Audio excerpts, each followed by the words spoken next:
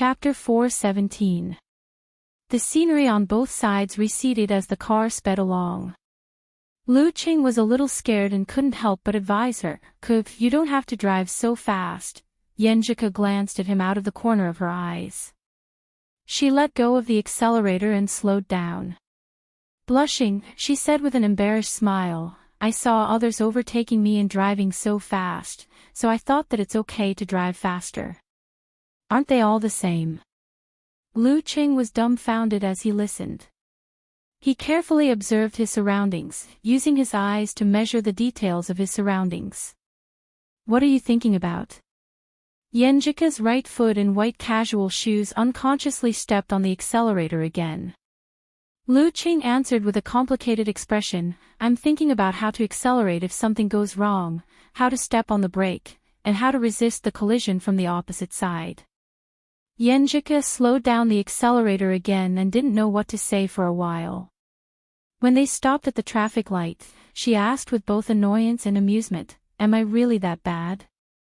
"I think everything went well except for the ignition at the beginning." "It's not about bad. You're not in the right state of mind.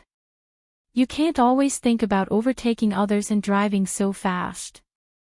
You have to control yourself. How can you not wet your shoes if you always walk on the roadside?" Lu Qing was afraid that Ku would have an accident when he was not with her, so he reminded her seriously, which was rare. Yenjika pouted, "Okay, I'll try my best." The green light flashed and the car started again. This time, she listened to Lu Cheng's advice and drove very steadily. Sometimes she wanted to overtake or speed up, but she realized it in time and controlled herself. "Where are we going for a drive?" Lu Qing was in the mood to look at the scenery outside the car. He saw tall buildings and a river of lights. Yenjika smiled and said in a light tone, "I'll take you to see the night market in Linning first, and then we'll go to the river to get some fresh air." The capital of Jiangnan province was called Linning. Night market. What's it like? Lu Qing thought of the flea market in Shushan. You'll know when we get there." Yenjika kept him guessing with a smile on her face. The car turned left and right and arrived at a busy street half an hour later. At first glance, the street was as bright as day.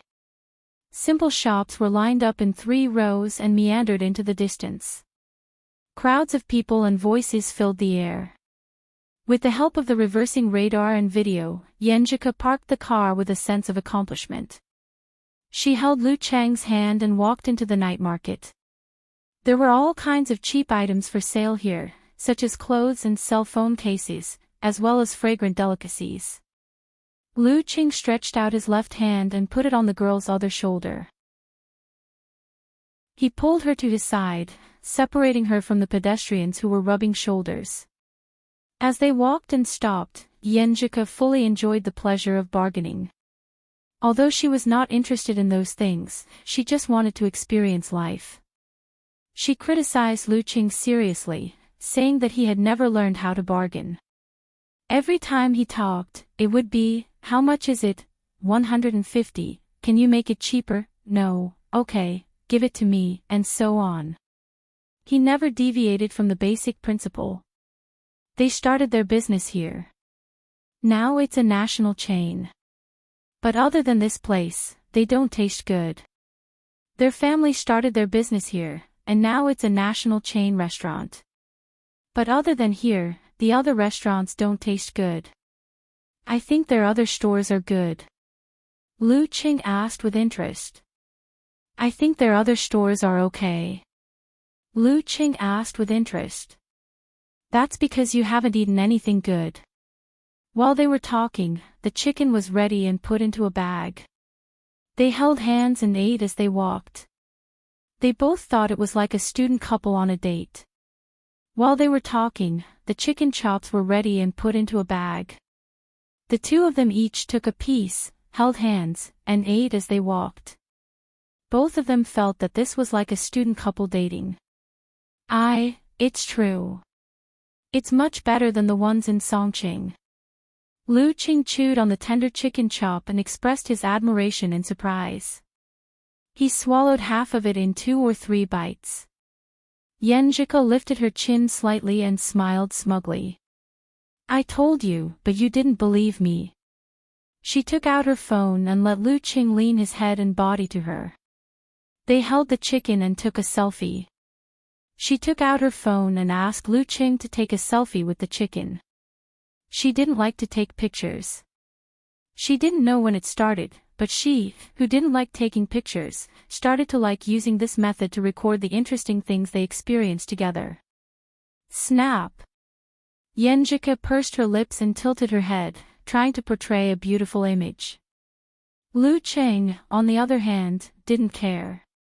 He laughed and said, You haven't eaten much at roadside stalls before, right? Where did you get this place? My cousin, Sister Lingxi, brought me here once. Yenjika answered with a sweet smile. Sister Lingxi is indeed an experienced player. Lu Qing nodded in understanding. Ji Lingxi was the eldest daughter of the Ji family. She was 4 years older than Ku. She was born with great strength but didn't like martial arts. She wanted to study and be a manager. She was a professional 9th pin fighter in her first year and was still a professional 9th pin fighter in her 4th year. 2 years after graduation, she reached the threshold of the dance stage. She was a very playful person. She skateboarded, surfed, rappelling, sang, danced, traveled, took a cruise to the sea, collected bags, and so on. In addition, she was also interested in experiencing the different specialties of different places, exploring roadside delicacies, and interesting shops. She was the kind of person who could go to banquets and food stalls. They talked and laughed. They ate from the chicken chop shop to the end of the night market. They ate from one stall after another, all of which were certified by the gourmet Ji Lingxi. After a round, they returned to the car from the outside of the night market. Yenjika led Lu Qing to the riverside to take a walk in the cool night wind. The Ning River was wide and refreshing. The water blew on their faces, moistening their skin and soul. The girl held Lu Qing's hand and walked beside the guardrail. She giggled and swayed as if she was still a little girl. It's late. We have to go back. She looked at her watch. We can stay out all night. Lu Qing instigated with a half-truth and half-lie. Yenjika rolled her eyes at him and mimicked his tone. Then you will be hunted down by my grandpa and grandma for 8 streets. Shivering. Lu Qing joked. It was his first day here and he had already abducted someone's granddaughter and stayed out all night. Was he asking for a beating or a beating? They opened the door and got into the car. Yenjika had just sat down. Before she could fasten the seat belt or start the car, she felt her body tilted and fell into Chang's arms. You. Just as she raised her head, she saw Lu Chang's scorching black eyes. Having shared a bed and pillow intimately during the national competition, Lu Qing had long been itching to make a move.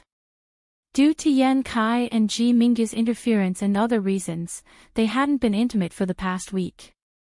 It was easy to go from frugality to extravagance, but difficult to go from extravagance to frugality. Yenjika closed her eyes, straightened her fair and slender neck like that of a swan, and gave in. Her legs were curled up on her side, and she was in the same position as her boyfriend. They were squeezed very closely together. Lu Qing had observed the surroundings and knew that there was no one here. He kissed her passionately and let his hands move. He started from her shoulders, back and legs and gradually went deeper. This seat, can it be reclined? Lu Qing asked anxiously as he kissed the girl's ear. I can't do it like this. I don't know. You can search. Yenjika answered in a soft and confused voice. She didn't even know what she was talking about. Search at this time. Lu Qing didn't want to be distracted. He wanted to use force concentration to lean against her and knock down the seat. At this moment, a sharp ringing sound rang out, echoing continuously. Yenjika pushed Lu Qing away and glared at him with embarrassment and anger in her eyes.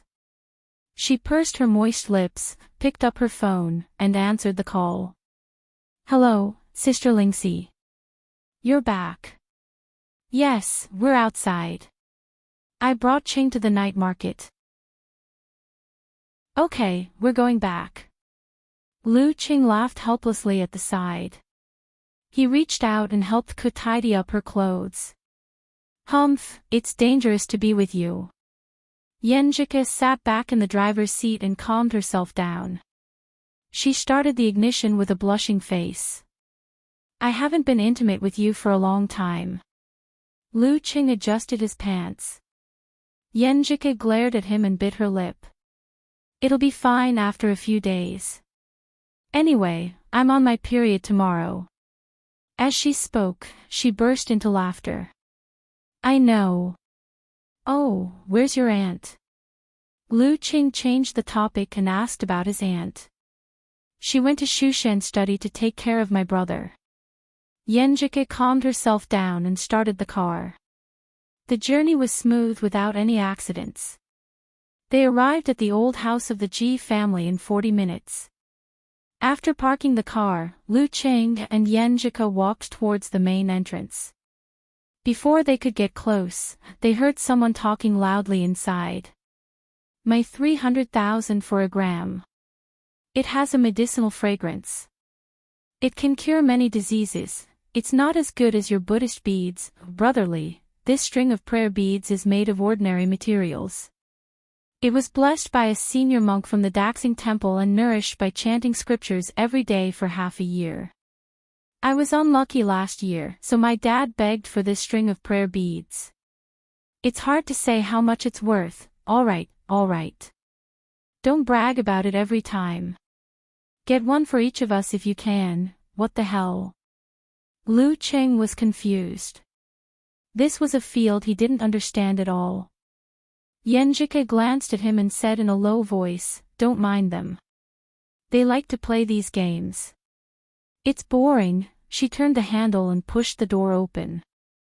2 men and 2 women were chatting in the main hall. Lu Qing recognized Ji Lingxi at a glance.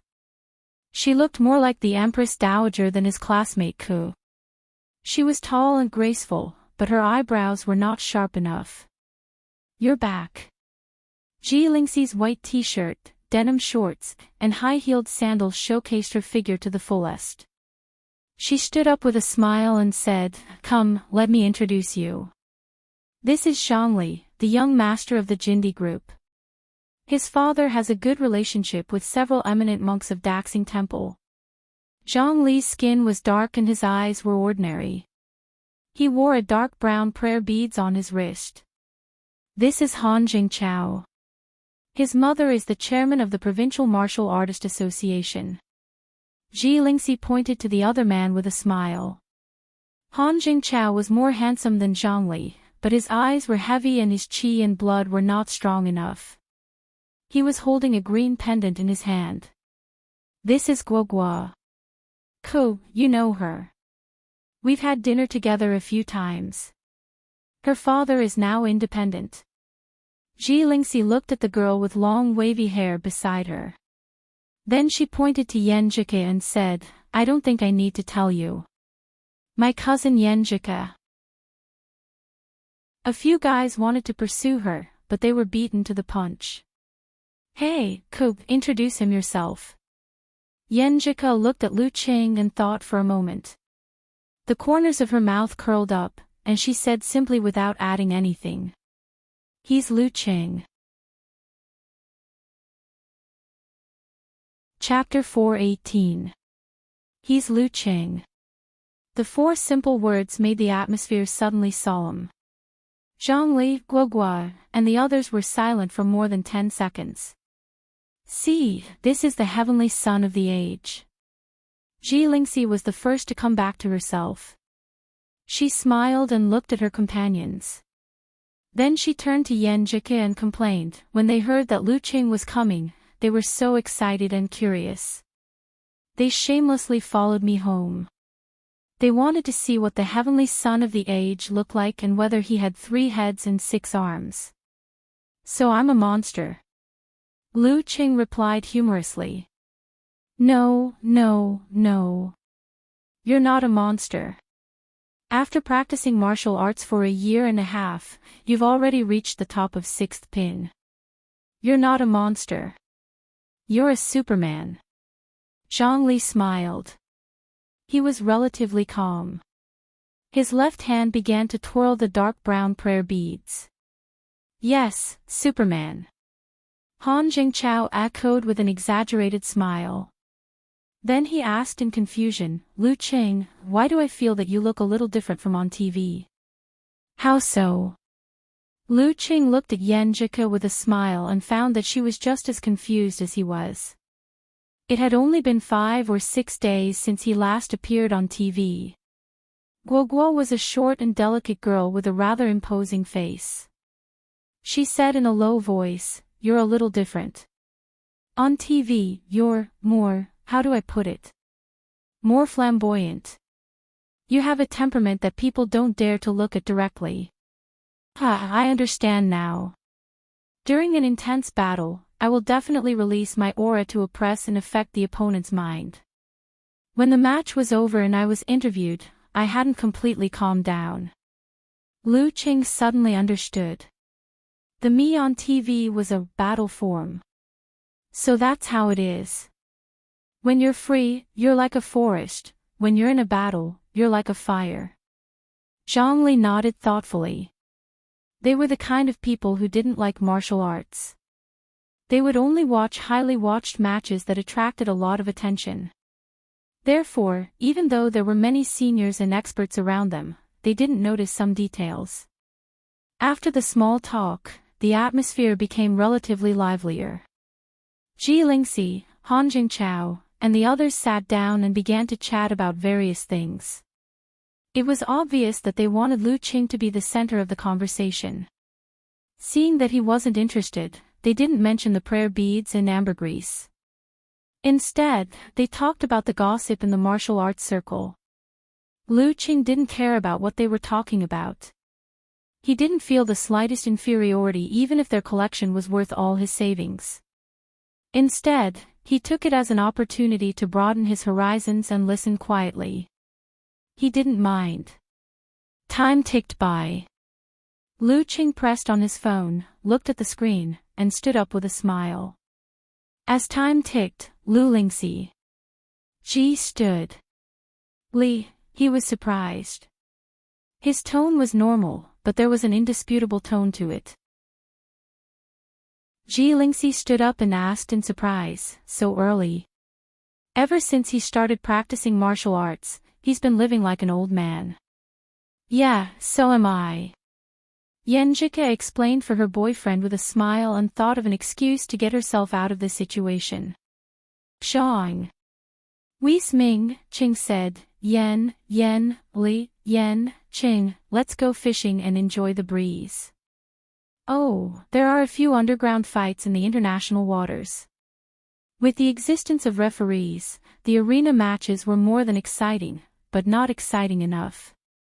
In order to satisfy their own desires and needs to vent, some tycoons would privately organize underground arena matches in war-torn zones and on the high seas. Arena matches without referees. If they really fought like this, even if no one died, there would definitely be a scene of blood splattering everywhere and bones breaking. It would excite the bestial side of humans. Of course, the fighters who were willing to fight in challenge tournaments to make quick money were not very strong. If there was a Dan stage, 7th or 6th pin fighter, they would have a guarantor and a chance to repay the debt. No need. Lu Qing looked at Yan Jike and turned her down with a smile. Tomorrow, he would stay at home with Ko and rub her tummy. Today was one of the days left out in the travel plan. Fine. I'll look for you next time. With your listening skill, I'm sure you can catch a lot of fish. Zhongli didn't insist. He left the Ji family's old house with Han Jingchao and Guo Gua and got into his SUV. He took off the dark brown prayer beads and put them on the gearshift. After a few seconds of silence, he asked, "What do you think? What do you think of Lu Qing? He's a gentle, friendly, and introverted person." Han Jingchao rubbed his eye bags and answered seriously. "But don't you think he has a strong aura? It's like he's telling us what to do and we can only listen obediently." Guo Guo frowned and whispered, "Haha, that's normal. It's the confidence of a mighty one accumulated from victory after victory. My mom is the same. She doesn't have to get angry or speak loudly. As long as she makes a decision, I don't even dare to fart."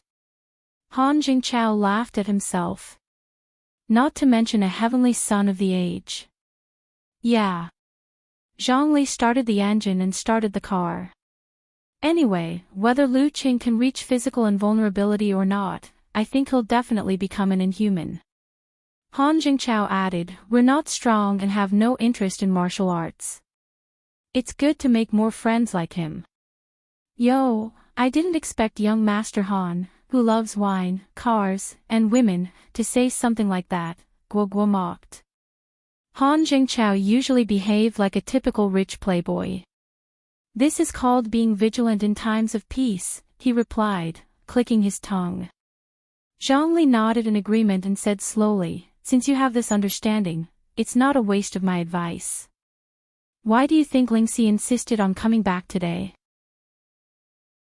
Sisterly love. Isn't that so? Guo Guo and Han Jingchao asked in surprise. Zhongli chuckled. The Ji family is a typical martial arts family. Don't be fooled by the wealth and power of the outside world. Internally, strength is still the most important factor. Guo Guo interrupted him before he could finish. She played with her long wavy hair and said with a frown, "Uncle Ji's 4 siblings are very harmonious and close. That's because there are old masters and old ladies above them. Hee, where there are people, there are conflicts. Where there are money and power, there are disputes." In order to have strong children to stabilize his foundation, Uncle Ji kept many lovers outside.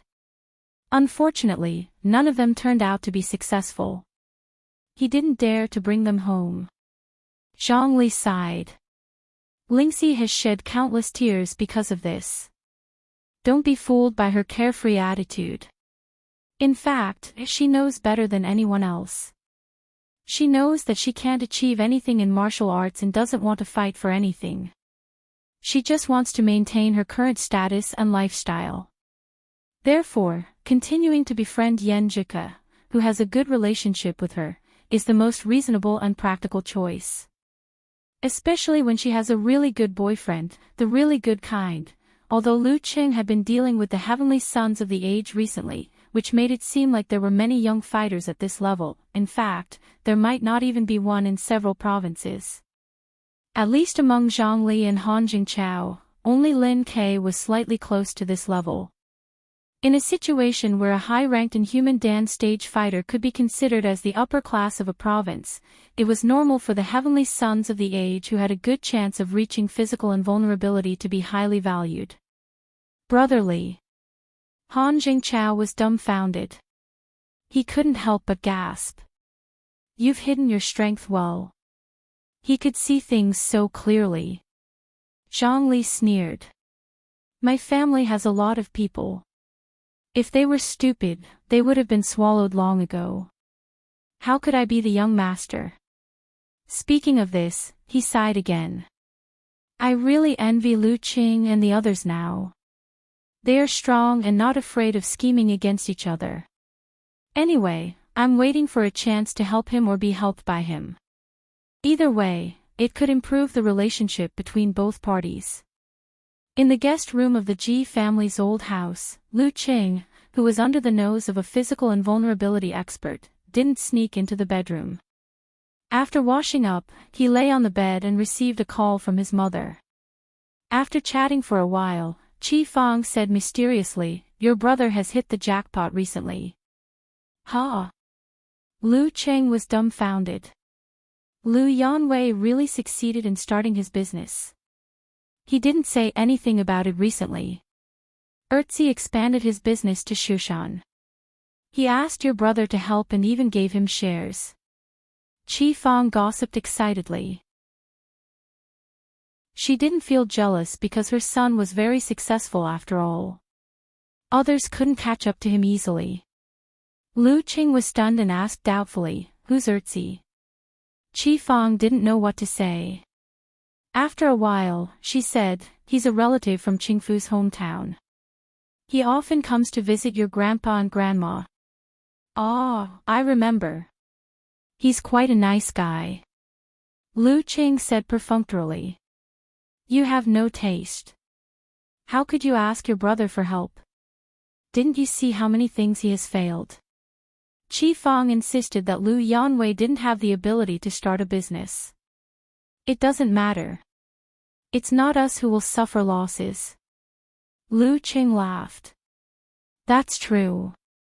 Also, your dad got promoted recently. Fatty Guo put him in charge of the whole factory and even gave him shares. Cheng, do you think it's because of you? You just won the national championship and Fatty Guo brought this up." "What's that idiom?" "What's that?" Qi Fang wasn't well educated. "It's the icing on the cake." Lu Qing added on behalf of his mother, "Fatty Guo is a nice guy. Didn't he help me in my hour of need?" "That's true. Anyway, if he really asks you for help, don't worry about us. If you can help, just do it. If not, just forget it," Qi Fang said with concern. "Yes, yes, yes," Lu Qing answered with a smile. When the phone was hung up and the surroundings were quiet, he sighed with emotion. As he made his name in the national competition and gained the reputation of the favored fighter of the age, everything around him was changing. Maybe it had changed before, but it was definitely not as obvious as it was now. Without him saying anything, the fate of his relatives and friends had changed. It was only now that Lu Qing truly understood what it meant to have a change in status. Chapter 419. The scenery on both sides receded as the car sped along. Lu Qing was a little scared and couldn't help but dissuade her. You don't have to drive so fast." Glancing at him from the corner of her eye, Yenjika released the accelerator and slowed down. She blushed and said with an embarrassed smile, "When I see others overtaking me and driving so fast, I want to overtake them. I think it's okay to drive faster. Aren't they all the same?" Lu Qing was dumbfounded. He carefully observed his surroundings, measuring the details with his eyes. "What are you thinking about?" Yenjika unconsciously pressed the accelerator with her right foot in white casual shoes. Lu Qing answered with a complicated expression, "I'm thinking about how to exert force, how to brake, and how to resist the collision of the opposite side if there is a problem." Yenjika slowed down the accelerator again and didn't know what to say. When the car stopped at the traffic light, she asked with anger and amusement, "Am I really that bad at driving? I feel that everything is smooth today except for the ignition at the beginning. It's not a problem of bad or not. You have the wrong mentality. You can't always think about overtaking others and driving so fast. You need to control yourself. If you often walk on the side of the road, your shoes will get wet." Lu Qing was afraid that Ku would have an accident when he wasn't with her, so he seriously reminded her. Yenjika pouted and said, "Okay, I'll try." The green light flashed and the car started again. This time, the girl listened to Lu Cheng's advice and drove steadily. Occasionally, she wanted to overtake and speed up, but she noticed it in time and controlled herself. "Where are we going for a ride?" Lu Qing was in the mood to look at the scenery outside the car. He saw towering buildings and rivers of lights. Yenjika showed her dimples and said in a light tone, "I'll take you to see the night market of Lining first, and then to the river bank." The capital of Jiangnan province was called Lining. Night market. What's it like? Lu Qing thought of the flea market in Shushan. "Hey, you'll know when you get there." Yenjike kept him guessing with a smile on her face. The car turned left and right, and after half an hour, they arrived at a bustling street. At a glance, the street was as bright as day, and simple shops were arranged in 3 rows, winding into the distance. There were people everywhere, and voices filled the air. With the help of the reversing radar and images, Yenjike parked the car with a sense of accomplishment. Holding Lu Cheng's hand, they entered the night market. There were all kinds of cheap goods, such as clothes and mobile phone cases, as well as a lot of delicious food. Lu Cheng reached out his left hand and wrapped it around the girl's other shoulder. He pulled her closer to him, separating them from the pedestrians who were rubbing shoulders with each other so that they wouldn't brush against each other. The 2 of them walked and stopped. Yenjike fully enjoyed the pleasure of bargaining. Although she didn't like those things at all, she just wanted to experience life. She also sternly criticized Lu Cheng, saying that he had never learned how to bargain. Every time he talked, he would say, "How much? 150. Can you make it cheaper?" "No." "Fine, give it to me." After strolling for a while, Yenjike led Lu Cheng to a roadside stall and asked for 2 big chicken steaks. While waiting, she said, "Their family started from here, and now it has become a national chain. But except for here, the food in other places is not good." "Really?" "I think the food in other stores is not bad." Lu Cheng asked with interest. "That's because you haven't eaten good food." Yenjike looked at her boyfriend with disdain, and then turned to sympathy.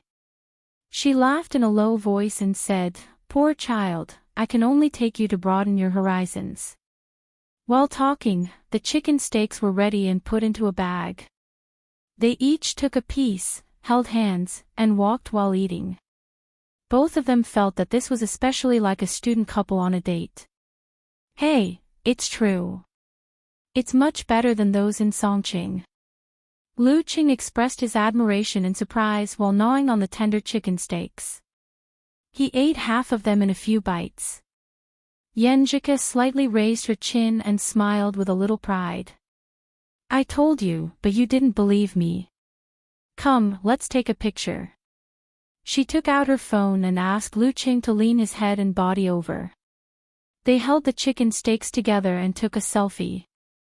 She didn't know when it started, but she, who didn't like to take pictures before, liked to record the interesting things they experienced together in this way. Click. Yenjike pursed her lips and tilted her head, outlining the beautiful image. Lu Cheng showed his true colors indifferently. In the end, he laughed and said, You haven't eaten at roadside stalls before, right? Where did you hear about this chicken steaks?" "My cousin." "Well, Sister Lingxi took me here once." Yenjike answered with a sweet smile. Sister Lingxi is indeed a veteran player. Lu Cheng nodded in realization. Ji Lingxi was the eldest daughter of this generation of the Ji family, 4 years older than Ku. She was born with extraordinary strength, but she didn't like to practice martial arts. She walked the path of learning and management. She had reached the level of professional 9th pin in her first year of college, and was still a professional 9th pin in her 4th year of college. 2 years after graduation, she had just touched the threshold of Dan stage. She was a very playful person. She did everything like skateboarding, surfing, singing and dancing, hiking, cruising, collecting and buying bags. In addition, she was also interested in experiencing the different characteristics of different places, discovering the delicious food and interesting shops by the roadside. She was the kind of person who could attend banquets and go to roadside stalls. Talking and laughing, they ate from the chicken steak stall to the end of the night market. They ate one stall after another, all of which were certified by the gourmet Ji Lingxi. They took a detour from the outside of the night market to the car. Yenjike led Lu Cheng to the riverside, where the cool night wind blew, and they strolled to digest the food. Ningjiang's blue waves were wide and spacious. Looking at it, one would feel refreshed and refreshed. The water rushed into one's face, nourishing one's skin and soul. The girl pulled Lu Qing while walking beside the guardrail. She giggled and swayed as if she was still a little girl. It's getting late. We have to go back. She looked at her watch, still wanting to continue. We can stay out all night. Lu Qing instigated, half joking. Yenjika rolled her eyes at him and imitated his tone. Then you'll be chased by my grandpa and grandma all the way to 8 streets. Shivering in fear. Lu Qing joked. It was his first day in the house, and he was already abducting someone's granddaughter to stay out all night.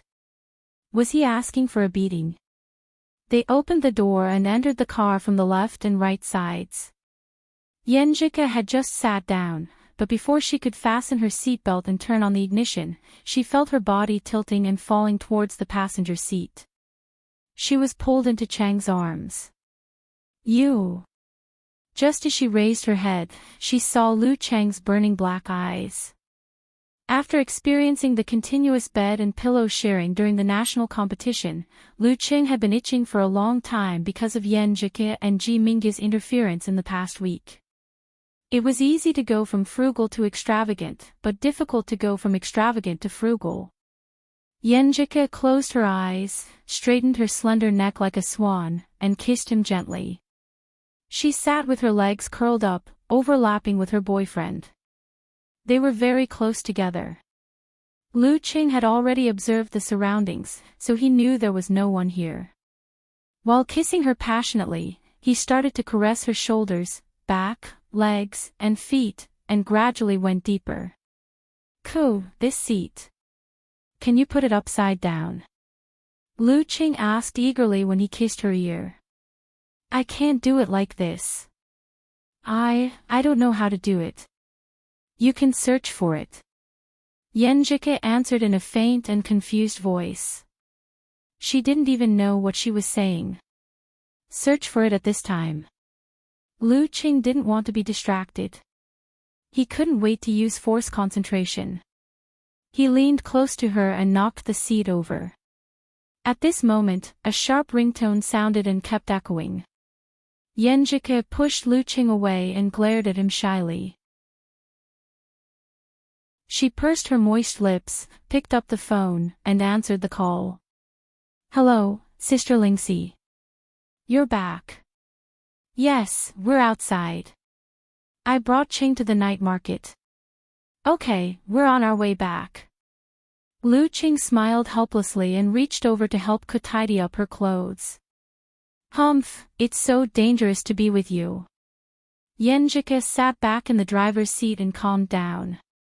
She started the ignition with a red face. "I haven't been intimate with you for a long time." Lu Qing adjusted his pants. Yenjika glared at him and bit her lip. "It'll be fine after a few days. Anyway, my period starts tomorrow." As she spoke, she couldn't help but laugh. "I know. By the way, where's your aunt?" Lu Qing changed the topic and asked about her real aunt. "She went to Shushan study to take care of my brother." Yenjika calmed down and started the car. The journey was smooth and there were no accidents. 40 minutes later, they arrived at the Ji family's old residence. They parked the car and walked to the front door. Before Lu Qing and Yenjika got close, they heard people talking inside.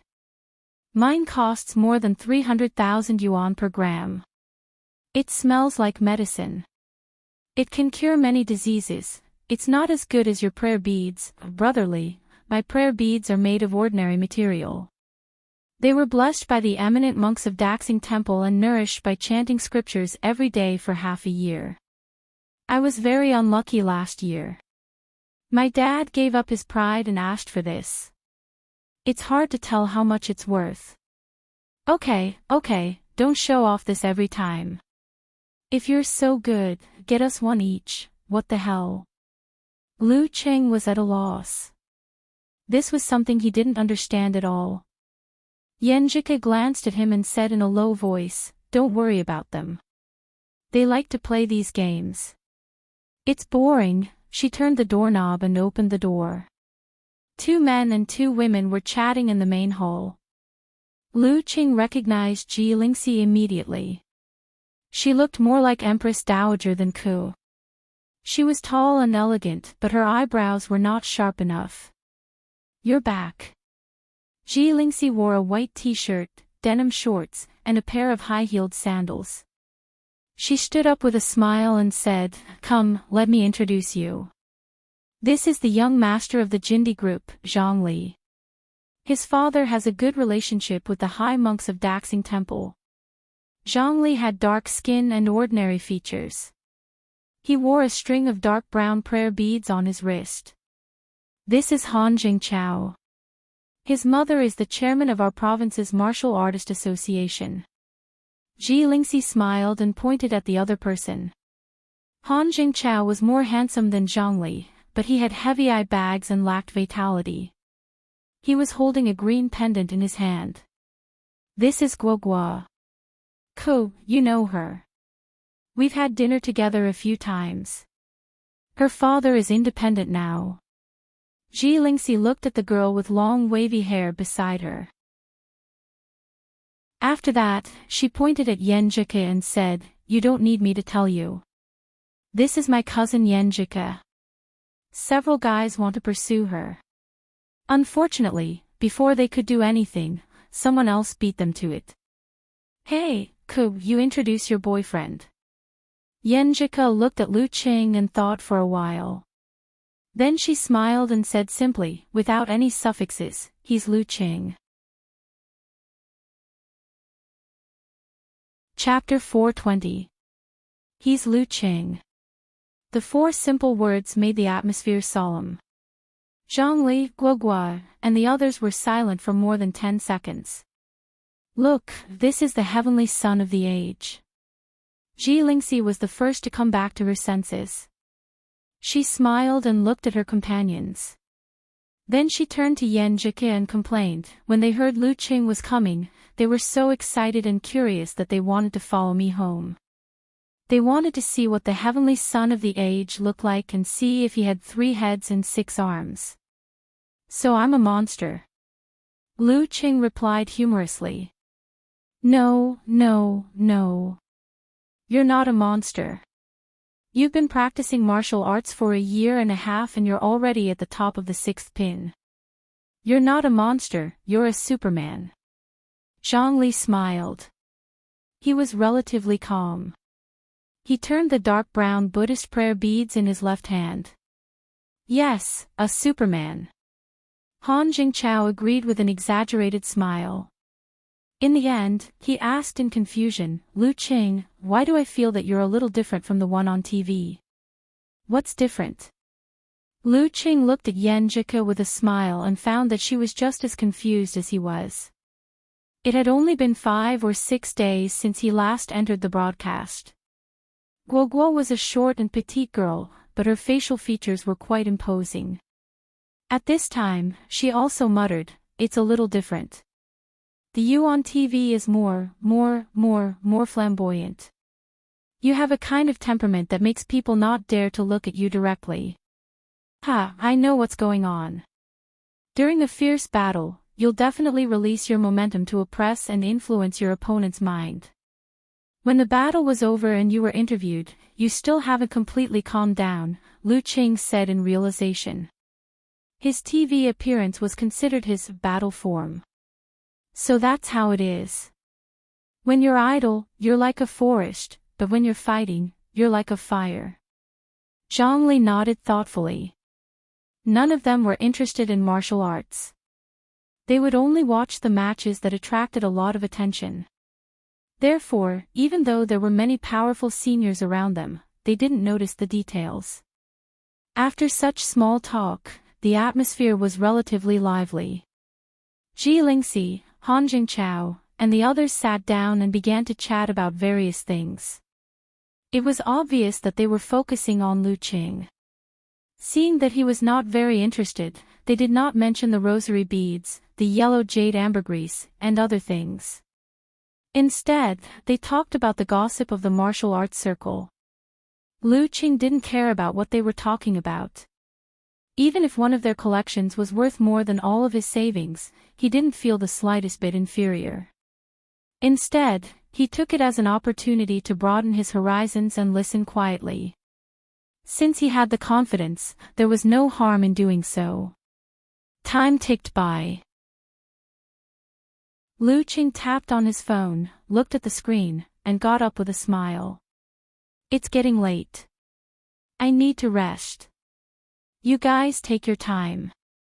His tone was normal, but there was a hint of irrefutability in it. Ji Lingxi stood up as well and asked in surprise, so early?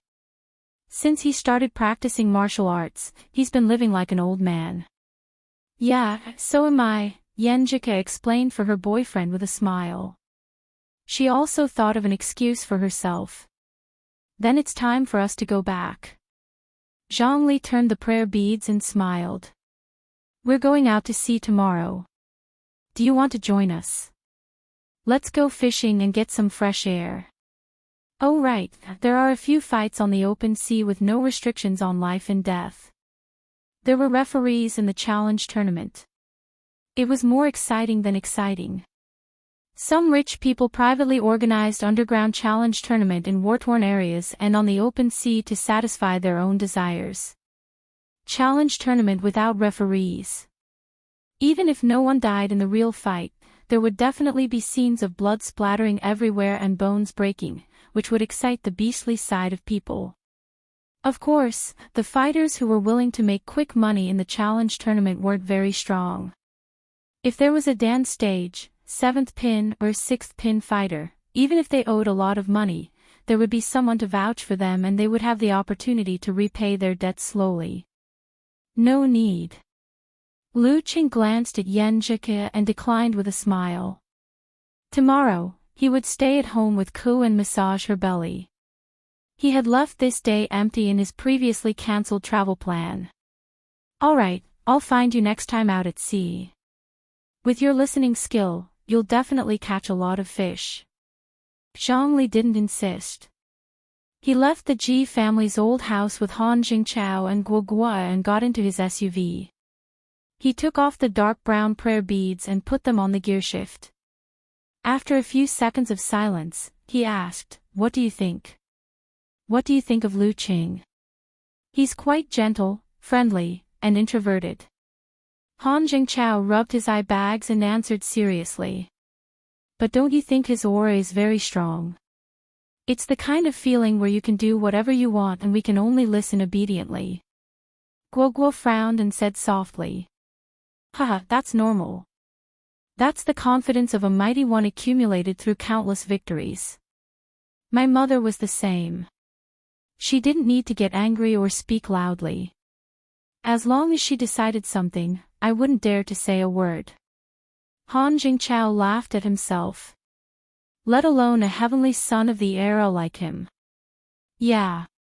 Zhongli started the engine and started the car. Anyway, regardless of whether he can become a physical invulnerability expert in the future, I think he'll definitely become an inhuman, Han Jingchao added.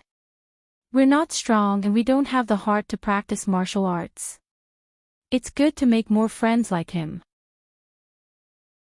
Yo, I didn't expect our young master Han, who loves wine, cars, and women, to say something like that. Guo Guo laughed. Han Jingchao was a typical spoiled brat. This is called being prepared for danger in times of peace. He replied. Zhongli nodded in agreement and said slowly, "I didn't advise you in vain. Why do you think Lingxi had to come back today? Is it because of their sisterly relationship? Isn't it?" Guo Guo and Han Jingchao asked in surprise. Zhongli chuckled. The Ji family is a typical martial arts family. Although they have a lot of assets, money, and power, they're still ranked by their strength. Before he could finish, Guo Guo interrupted him. She played with her wavy hair and frowned. Uncle Ji and his siblings are very close. They're very close. That's because old master and old madam are pressuring him. Where there are people, there will be the underworld. Where there is money and power, there will be disputes. How many mistresses did Uncle G keep outside in order to have a strong son and daughter to stabilize his foundation? It's a pity that none of them are good enough. He doesn't even dare to bring them home. Zhongli sighed. Lingxi has shed countless tears because of this. She may seem like a carefree playboy, but she knows better than anyone else. She knows she can't achieve anything in martial arts, so she doesn't want to fight for anything. She just wants to maintain her current status and life. It's the most reasonable and practical choice for her to continue befriending Yanjika. Especially since she has an amazing boyfriend, the kind that's really amazing. Lu Qing had been interacting with the Heavenly Sons of China recently, making it seem like there were many young martial artists of this level. In fact, there might not even be one in several provinces. At least Zhongli and Han Jingchao were around. Previously, only Lin Ke was slightly close. In a situation where a high-ranked Dan stage inhuman could become the upper class of a province, it was normal for the Heavenly Sons of China, who had a high chance of reaching the physical invulnerability stage, to be highly valued. Brotherly. Han Jingchao was stunned. He couldn't help but gasp. You're really good at hiding your strength. You see things so clearly. Zhongli sneered. My family has a lot of people. If I were really stupid, I would have been swallowed up by others. How could I be the young master? He sighed again. I'm really envious of Lu Qing and the others. They're strong and don't have to worry about scheming. Anyway, I'm waiting for a chance to help him or be helped by him. Either way, it would improve their relationship. In the guest room of the Ji family's old house, Lu Qing didn't try to sneak into the room under the watch of a physical invulnerability expert. After washing up, he lay on the bed and received a call from his mother. After a few words, Qi Fang said mysteriously, "Your brother has made a fortune recently." Ha! Lu Qing was dumbfounded. Lu Yanwei really succeeded in starting his own business. I haven't heard him mention it recently. Erzi has expanded his business to Shushan. He asked your brother to help him and even gave him shares. Qi Fang gossiped excitedly. She wasn't jealous because of this. After all, her son was very promising and not just anyone could catch up with him. Lu Qing was stunned for a moment. Who's Erzi? Qi Fang didn't know what to say. After a while, she said, he's a relative from Qingfu. He often comes to visit your grandparents recently.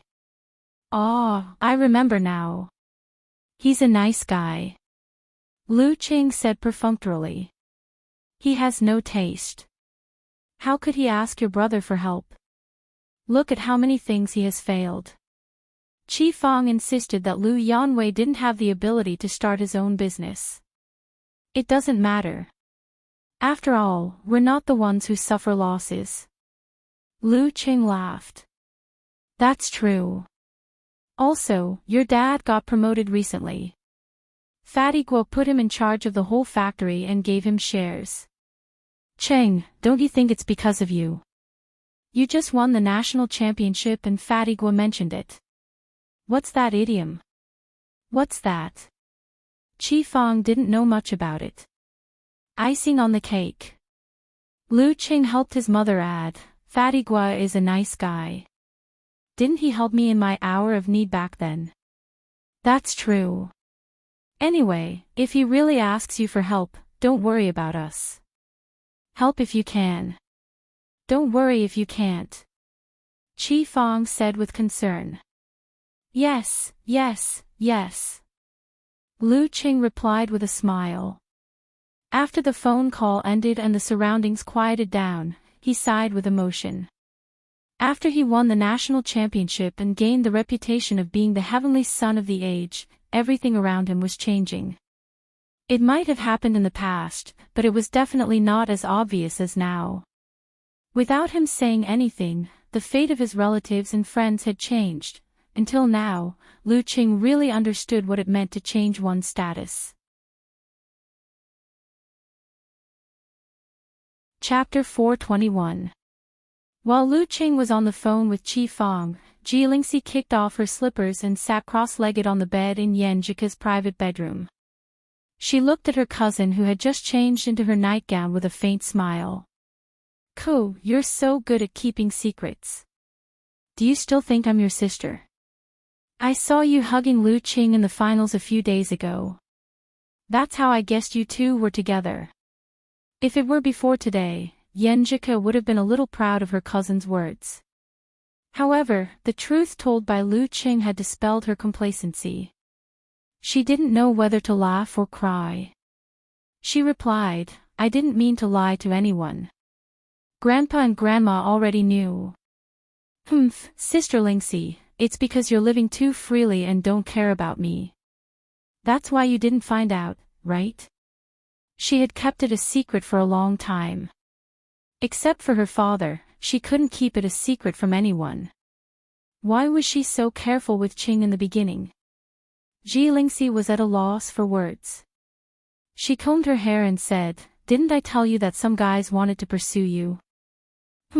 What did you tell me? I don't want to find a boyfriend for the time being. Isn't that a lie? She changed her voice and tone to Yan Jike's to describe the original words. "I didn't lie to you. I already have a boyfriend. Of course I won't find another one. I have to be wholehearted in love. How can I have a foot in two boats?" Yan Jike retorted righteously.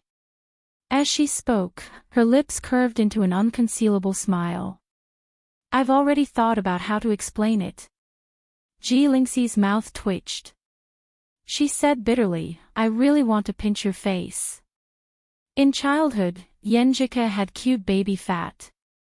Jilingxi almost developed the hobby of pinching her face. Without waiting for her cousin to speak, she changed the topic and gossiped excitedly. "Ko, when did you and Qing get together? How long?" She had asked similar questions on QQ before, but Yan Jike always changed the topic skillfully. She didn't want to share her and Cheng's private affairs with others, even her cousin. Now, Jilingxi finally had a chance to interrogate her directly. Yan Jike's eyebrows twitched. She pursed her pink lips and answered reluctantly, "We got together on Valentine's Day last year." Speaking of this, she suddenly felt sweet and unknowingly added, "He chased after me for a semester." Ayaya, I really want Qing to chase after me again. I didn't feel anything back then and didn't get to enjoy it properly. Valentine's Day last year. At that time, Lu Qing hadn't reached 9th pin yet, right? Jilingxi recalled the introduction she had read about Lu Qing. Probably a weak 9th pin, Yan Jike retorted seriously. Jilingxi took a deep breath and furrowed her brows. She said in surprise, "In other words, when you two got together, he was just a newcomer who didn't show any signs of becoming a heavenly son of the age at all." Ko, you have good taste. At that time, I didn't think that he would be so talented as to reach rank 6 so quickly. Yan Jike rolled her eyes and bit her pink lips. She said, "I just felt that he was silly and very attentive to me." Yes, very attentive. He was also very motivated and willing to work hard. Chatting with him and going through the challenge tournament with him were very interesting. That's why I fell in love with him. As she spoke, her tone gradually softened. Obvious sweetness and happiness overflowed between her eyebrows. Her eyes were like ripples in the spring breeze. At this moment, Jilingxi felt that her cousin was too beautiful to look at directly. She was blinded by the happiness in her words. Why? Why were all my 3 boyfriends useless and unmotivated? But Ko could pick an old classmate who had just reached 9th pin and pick a heavenly son of the age. Was there really something wrong with her taste or the standard of her choice? After Yan Jike finished her narration, she stopped reminiscing and looked at her cousin with gentle and bright eyes. She waved her white hand in front of her. "Sister Lingxi." Jilingxi came back to her senses and decided not to continue this topic that would make her feel sad. She chuckled and said, Did I disturb you and Lu Qing by calling you before? Yenjika was stunned at first, but then she understood. Thinking of the charm in the car, she couldn't help but blush and deny it. Of course not. Hey, I'm experienced. First love aside, I have at least 2 serious ones. When you picked up the phone, even as a woman, my heart skipped a beat.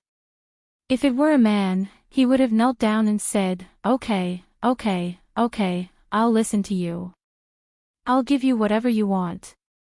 Ji Lingxi said. Ji Lingxi teased. She reached out and poked her cousin's collarbone. Besides, isn't there physical evidence? Yenjika looked down blankly and saw a red, obvious kiss mark on her delicate collarbone. Her collar was wrinkled with gauze and covered her collarbone in a refined and elegant manner. Even Lu Qing didn't notice that he had left a mark.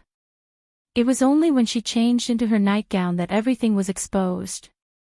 All of a sudden, Yenjika felt her face burning. She wished she could find a hole and hide in it. She had a subtle feeling of being caught red-handed in bed. She jumped out of bed in embarrassment and anger and ran to the dressing mirror. She took a selfie on her collarbone and sent it to Lu Qing. It's all your fault.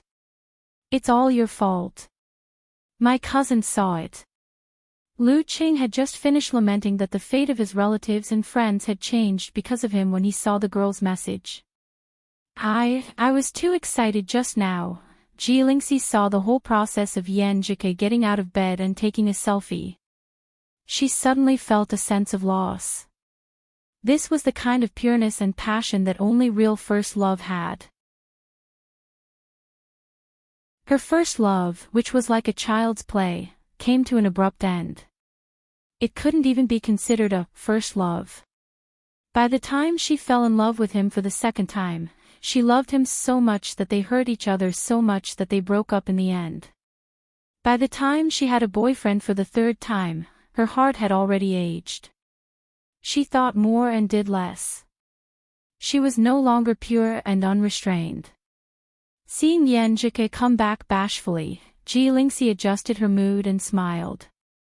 Cool, let's sleep together tonight. I have a lot of things to ask you. Okay.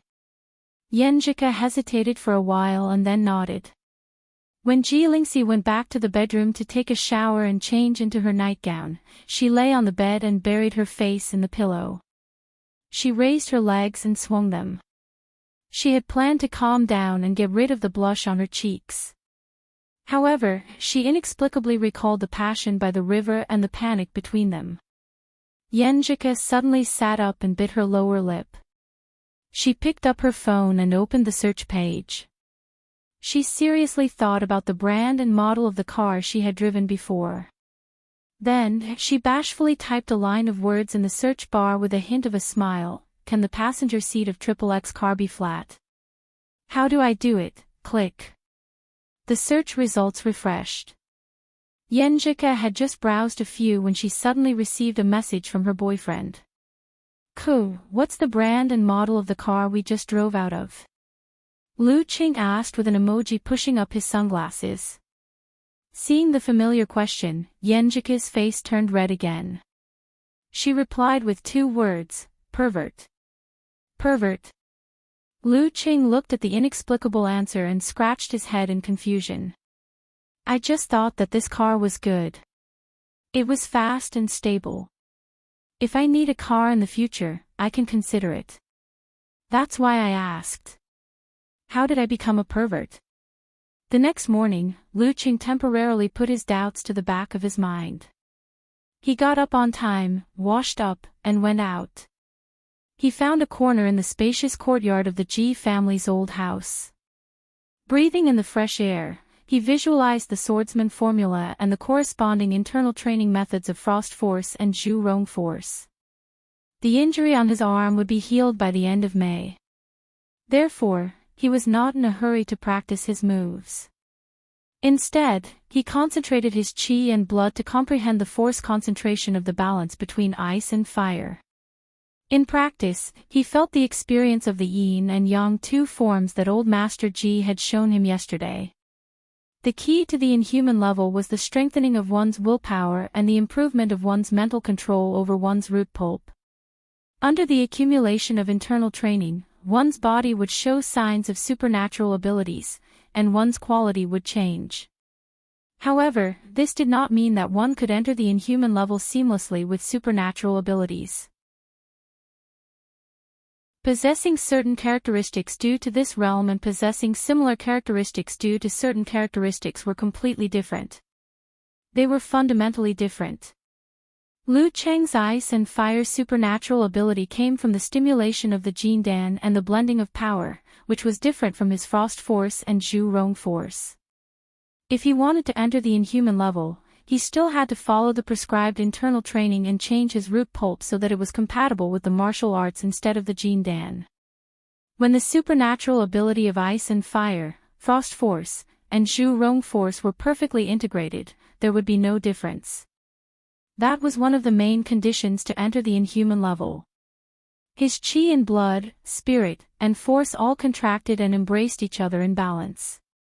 Then, they quickly collapsed and rushed out. Lu Qing observed the subtle changes in his body, looking for the traces of the changes of yin and yang, ice and fire. Unknowingly, the sky was bright and the sun was piercing. Lu Qing put away his stance and exhaled a mouthful of foul air, ending the morning training. His physical qualities were not at the level of the top sixth pin. How could he enter the inhuman level in one step? Calming down, Lu Qing returned to the house and met Ji Jianzhang and Dou Ning, who had also returned from training. They nodded in satisfaction. After breakfast, Ji Lingxi went out to sea to play. Yanjika's stomach started to hurt, so she went back to her room to lie down. Lu Qing went to sleep beside her and rubbed her stomach with his warm hands. Yanjika felt the familiar support and the care to relieve the pain. She felt that the pain was not so bad. Sneaking a glance at Lu Qing, she suddenly recalled what her cousin, Ji Lingxi, had said last night. "Ku, are you still going abroad?" "Yes." "Are you willing to give up your Lu Qing? Are you not afraid? Are you not afraid of problems?" "I believe in him and I believe in myself." "Then enjoy it. There is only 1 year and 3 months left." Hearing this, Yanjika's mood inexplicably darkened. She couldn't help but lean closer to Lu Qing. "There is only 1 year left.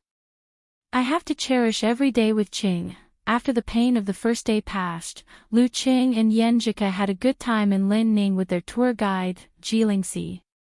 On the afternoon of the 4th, they set off on their return journey. In the past few days, except for her aunt who went to Shushan study to take care of Lin Kei, Yanjika's uncles, Ling Fang and Ling Yun all had excuses to not come back. When they returned to campus, Lu Qing and Yanjika's life was once again fulfilling. Every day, they had to work overtime to make up for the classes they missed. Fortunately, during the national competition, they rarely went out. After watching the videos of their opponents, they spent most of their time studying. Finally, they caught up with the progress before the final exam and were confident about their grades. After the last exam, Yanjika was about to wait for Lu Qing when the class monitor told her to go to the school office. "Qing, I'm going to the lower house office. Wait for me after the exam." She sent a message with her dimples.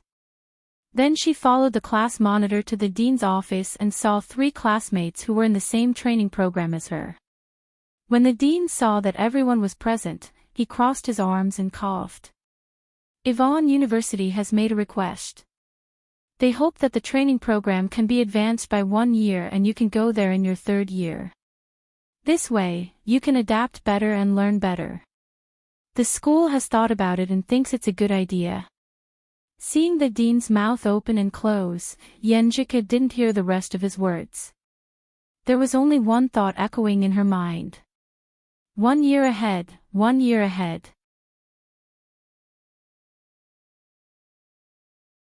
Chapter 422. 1 year in advance, 1 year in advance. At this moment, Yenjika didn't feel happy at all. Instead, she felt flustered and sad, as if she had been diagnosed with a terminal illness. At the beginning of May, when Ji Lingxi asked her if she still insisted on going abroad, her answer was firm and resolute. However, when everything happened in advance, she suddenly felt the strong reluctance in her heart.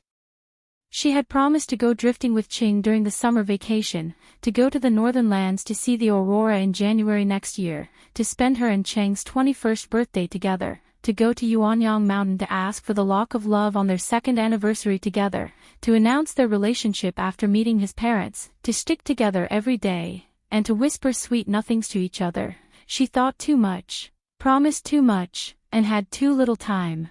Bring the materials. I just mentioned here as soon as possible. The school will help you with all the procedures. If everything goes well, you can leave at the beginning of August. There will be a short-term language training program. I believe it will be easy for you with your foreign language foundation.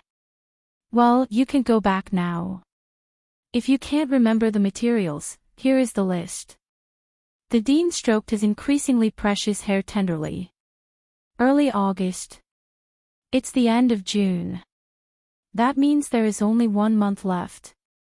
In 30 days, I will be separated from Qing. I can only see him 2 or 3 times a year. Yenjika suddenly felt breathless and her heart tightened.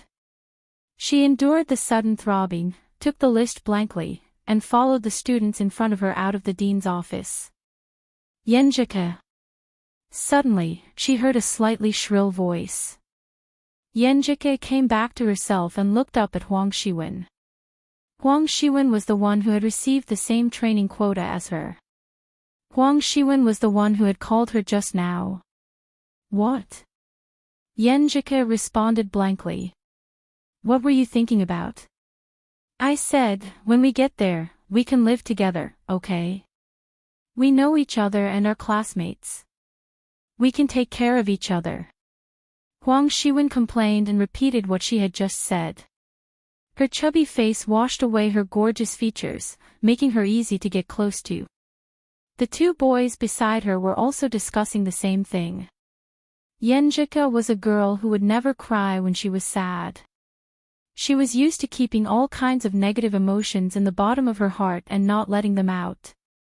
When Huang Shiwen finished, she had already controlled herself and answered with a faint smile, okay, if there is no other arrangement at home. They were all classmates and didn't lack each other's contact information. Without saying much, they parted ways in front of the school building, each with their own business. On the way to the basic teaching building, Yenjika wandered under the shade of the trees, tasting the reluctance and nostalgia in her heart. She had been gone for at most 5 to 6 years, or at least 3 to 4 years. She had been gone for more than 1,000 days and nights, longer than the time I had spent with Qing. There were many accidents, many coincidences, many tests, and many suspicions. If she was not careful, her feelings would be fragile and dissipate.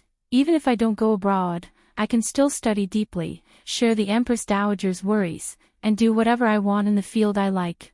Wouldn't it be nice to be with Qing every day, accompanying him as he climbed to the peak of martial arts, sharing his pain and suffering, feeling his happiness, anger and sadness, and watching each other grow old bit by bit until the end? But if I really give up, I will regret it for the rest of my life. I will feel that my years of effort have been wasted. I will feel that my personality is no longer complete and I will become Cheng's accessory, dream or love.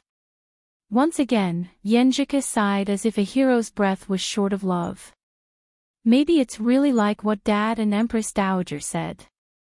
It's best not to fall in love in college and to go easy. At this moment, a melody inexplicably appeared in her mind. If there is no you and no past, I won't be sad. But if there is an if, I will still love you. Yes, no matter what, I still want to love that silly Qing. Yenjika bit her lip. Her emotions rose and fell. After a painful struggle, she decided to take the opportunity to study abroad. I believe in myself and Ching. I believe that we can withstand the test of time and distance. I believe that we can finally walk together and go through all the hardships and happiness in life. Phew. She spat out the melancholy and sadness in her heart. Then she heard the special notification sound of her phone. She took it out of her bag and found that it was a message from Lu Qing. Ko, are you still not done? Do you want me to pick you up at your school building? Yenjika's eyes turned red because of this simple sentence. She turned her head and looked aside. After a while, she replied with an expression that looked like she was crying and laughing at the same time. I'm done. You stand there and wait for me. Her fingers paused in the middle of typing and then she pretended to type the last few words. I'll pick you up, okay, the usual place. Lu Qing replied with a silly smile. At this moment, his phone suddenly rang. It was from his mother. Hello, Cheng. Have you finished your exams? How do you feel? Qi Fang asked about his studies out of habit. Just right. Not bad. Lu Qing couldn't find any other words to describe it. His grades were probably above 60 or 70. He probably didn't fail any subjects. Qi Fang didn't really care about her son's studies. After a short sentence, she asked the key question. When will you come back? Have you booked the tickets? She lowered her voice and said excitedly, Qing, why don't you bring that classmate of yours home and let Mom and Dad meet her? It's that Yenjika. You two are destined to meet. High school classmate, college classmate, martial arts club teammate.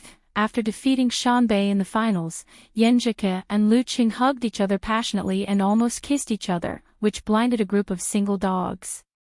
At the same time, it also exposed their relationship in front of Lu Jisheng and Qi Fang. That night, during their daily call, Lu Qing witnessed his mother's ability to gossip and was bombarded for a long time.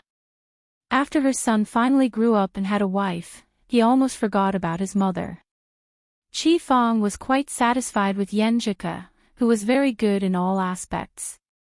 Plus, they were from the same hometown, so she was more satisfied with them. She kept urging her son to bring his girlfriend back and let them meet her.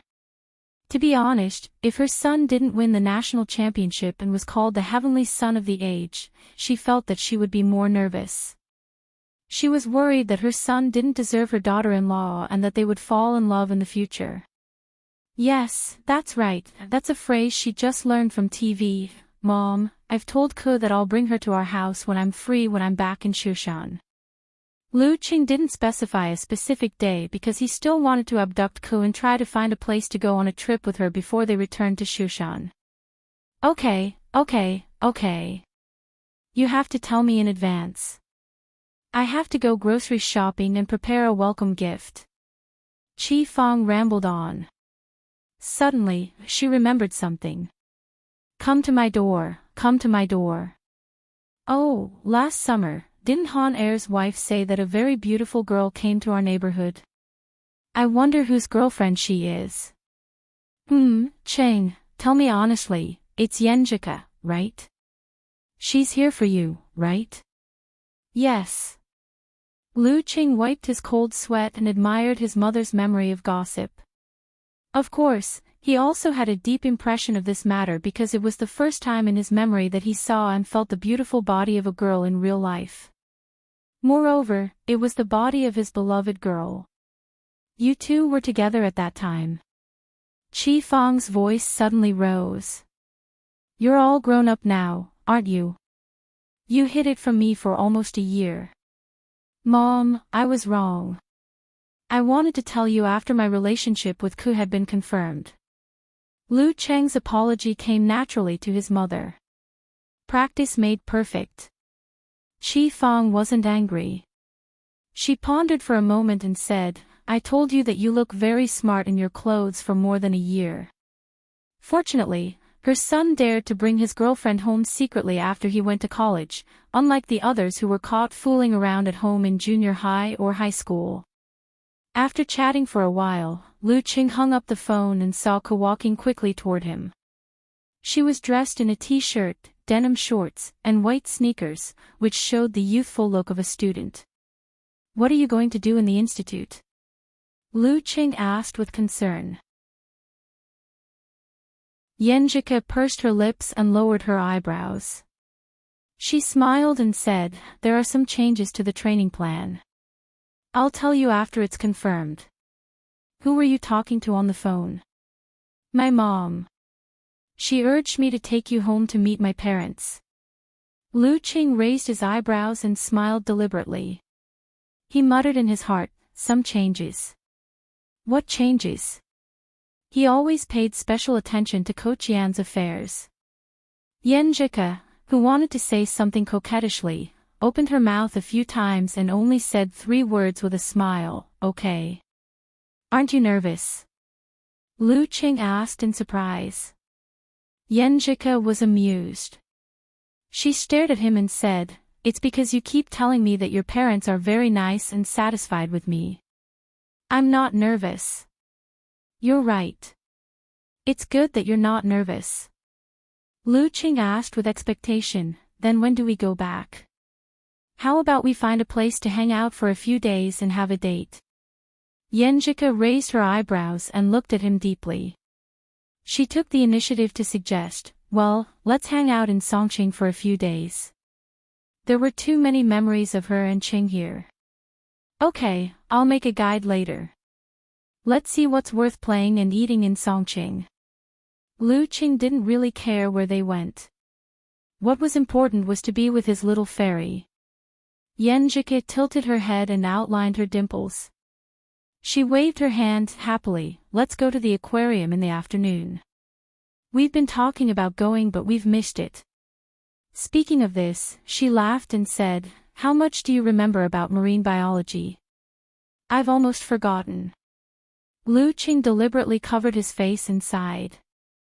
Yenjika laughed and said, "That's good. Otherwise, I'll look very ignorant. I'll go back and change my clothes and wipe my face first. I have to take my date with Qing seriously." Infected by his girlfriend's unexpected excitement and joy, Lu Qing was in high spirits. After returning to the dormitory, he quickly packed his luggage and waved goodbye to Zhao Chang, Kai Zhongming and the others. It was cool today, not as hot as a few days ago. Lu Qing waited for a while and saw Yenjika coming out with a suitcase. She had changed her clothes. She was wearing a white cotton skirt, a pink jacket, a pair of cute canvas shoes and skin-tight stockings. Her face was covered with light makeup, which made her already beautiful face even more radiant. This was how she looked when she invited Lu Qing to the aquarium in March last year. Lu Qing was really amazed at that time and had a deep impression of her. After taking the suitcase, he said with confusion and amusement, "Ku, are you going to relive the past? You still remember?" Yenjika asked in surprise. "Of course, I almost couldn't move my eyes away. How could I forget?" Lu Qing said with a smile. Yenjika chuckled a little complacently, clenched her fist, and waved it. "This is a date to make up for last year's regret, so it's still the same. I'm looking forward to it." Lu Qing replied with a bright smile. Then he coughed and said with expectation, "I've already booked a hotel. Just 1 room. With my current relationship with Ku, there's no need to secretly book 2 rooms, right?" "Okay." Yenjika looked forward and nodded slightly.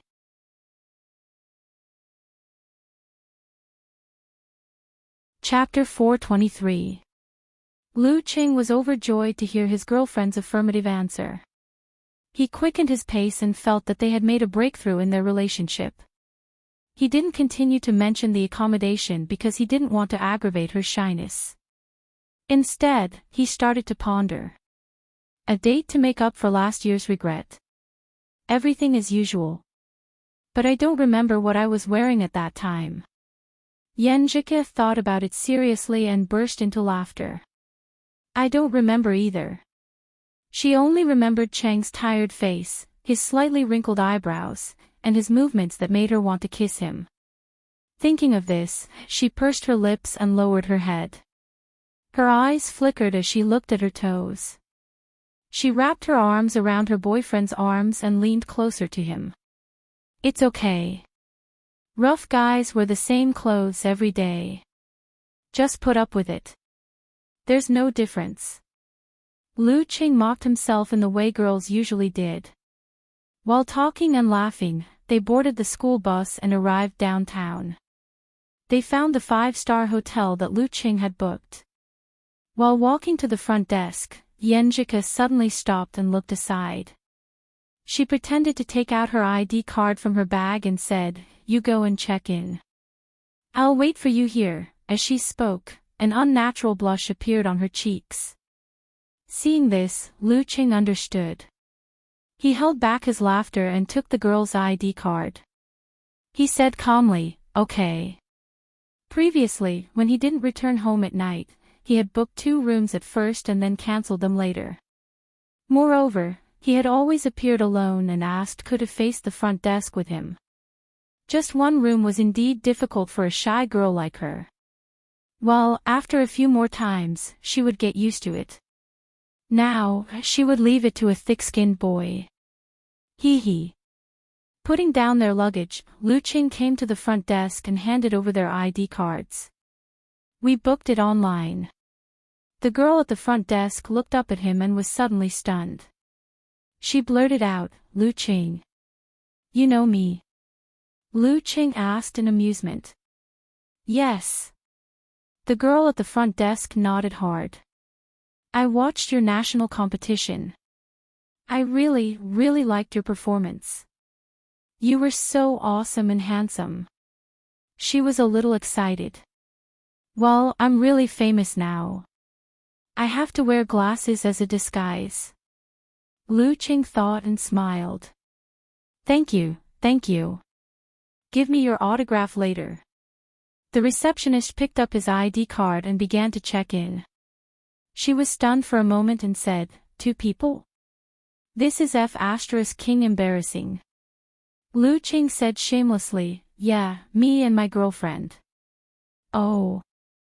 The girl at the front desk didn't say anything else. She quickly made a copy of his ID card and completed the check-in procedures. In the end, she handed the form to Lu Qing and said, "Sign your name here. Also, sign your name on this piece of paper for me. For you shall we." After he was done, Lu Qing took the room card and returned to Yenjika. 1506. Yenjika looked at the receptionist curiously. "What were you talking about?" "The girl at the front desk has watched the nationals and knows me. She asked me for an autograph," Lu Qing answered honestly. Yenjika froze for a moment, her face turning bright red at a speed visible to the naked eye.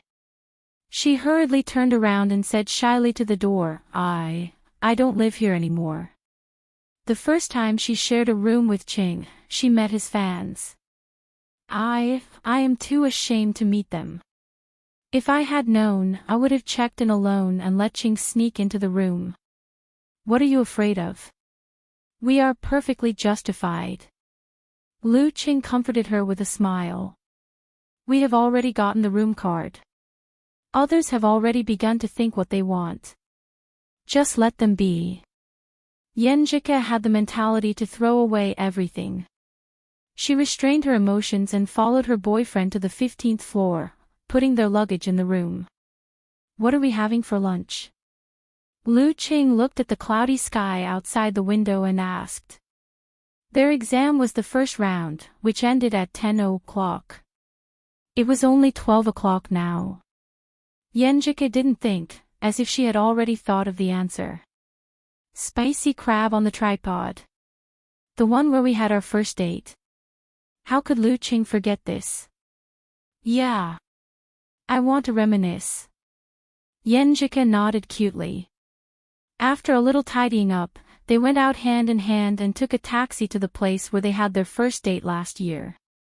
Luckily, the door was still open. Lu Qing looked at the sign of spicy crab on the tripod and felt happy. For the place that carried his beautiful memories, he definitely hoped that it would stay there forever and never change. So did Yenjika. Her dimples deepened and her smile became sweeter. When they entered the restaurant, the waiter was just about to greet them. Before he could say anything, Lu Qing saw the price tag and said quickly, "2, the one that costs 199 yuan, 12 crab, hand-fried noodles, shrimp dumplings, beef." The waiter was stunned for a few seconds and said, please slow down. "I'll remember it." "Shouldn't you order the crab first and then check the other options on the menu after sitting down?" Yenjike couldn't hide her smile. These were all the dishes they had ordered on their first date, but the quantity was more than double. Qing still remembers. Her eyes softened and she deliberately said jokingly, "Wow, you're getting better at answering first." Hey, they're all the dishes we ordered last time." Lu Qing led Ku to a seat and sat down. "You still remember?" Yenjika rested her chin on one hand and looked at him with bright eyes. Lu Qing chuckled and said, "At that time, I observed what you liked to eat and what you didn't like to eat, so I had some impression of the dishes you ordered. At first, it was a little vague, and I only had a vague memory of it. Now that I am here, I remember it." Listening to her boyfriend showing off, Yenjika's eyes welled up with tears. She quickly turned her head to the side and held back the throbbing in her heart. After a few seconds, she changed the topic and said coquettishly, "I also paid attention to what you didn't like, but you didn't eat anything. This shows that I'm easy to take care of. I eat whatever I'm given." Lu Qing smiled and praised himself. Well, if little Ming was opposite, he would probably say, "Do you eat sh*t if I give you sh*t? But Ku would definitely not do that. "Then I'll give you the leftovers in the future." Yenjika tried to make her tone light. As usual, the two ate to their heart's content. Their appetite was so big that they ordered 2 more dishes. The waiter was stunned. He saw the boss and insisted on giving them VIP cards. In such a mid-priced restaurant with no luxurious dishes, the two of them could eat more than 3,000 yuan. No matter where they were, they could get the VIP treatment. After finishing their meal, Lu Qing and Yenjika walked along the route of their first date. "Qing, do you still remember where you held my hand?" the girl asked with great interest. Lu Qing seriously recalled and said with self-mockery, "I didn't pay attention to where we were and where we were. My mind was full of whether to hold your hand, how to hold it, and whether you would shake it off. When we really held hands, I was so excited and happy that I forgot the directions. I only had you and your hand in my heart. It was like walking on clouds, so light that I wanted to fly." Yenjika pursed her lips and rolled her eyes. She seemed to really feel her boyfriend's state at that time. It was as if a sudden joy hit her heart. She turned her head and looked at the side of the street. She was actually a bit shaken by the decision she made in the morning. "What about you? Do you still remember where we tied the knot?" Lu Qing asked in reply. Yenjika rolled her eyes and pouted. "If you don't remember, how can I remember? At that time, I was very nervous. My mind was on your hand that kept leaning towards me. I wondered if you were going to hold my hand, how I should react, whether I would hurt you, whether I was reserved enough, whether I was. In short, my mind was full of random thoughts. I was lucky that I didn't bump into anyone else. Later on, I realized that you were stupid and silly, and even held hands foolishly. My heart softened, and I inexplicably took the initiative to hold your hand." Speaking of this, both of them completely recalled the naivety, ignorance, sweetness, and passion of that time. They smiled at each other and raised their hands that had been intertwined since they came out of the meal. Although they didn't have the mentality of not knowing where to go when holding hands, they held hands more calmly and firmly. There was a faint sense of permanence. In this way, the two walked side by side on the street, warm and sweet. Do you remember that we bought a fresh cream cake here? Lu Qing smiled and pointed at the sign of Mimi bread. Yenjike bit her lip and chuckled. Not only do I remember that, but I also remember that someone lied to me. Ah. Lu Qing was at a loss. Someone told me that the fresh cream cake here was not so sweet and was suitable for me.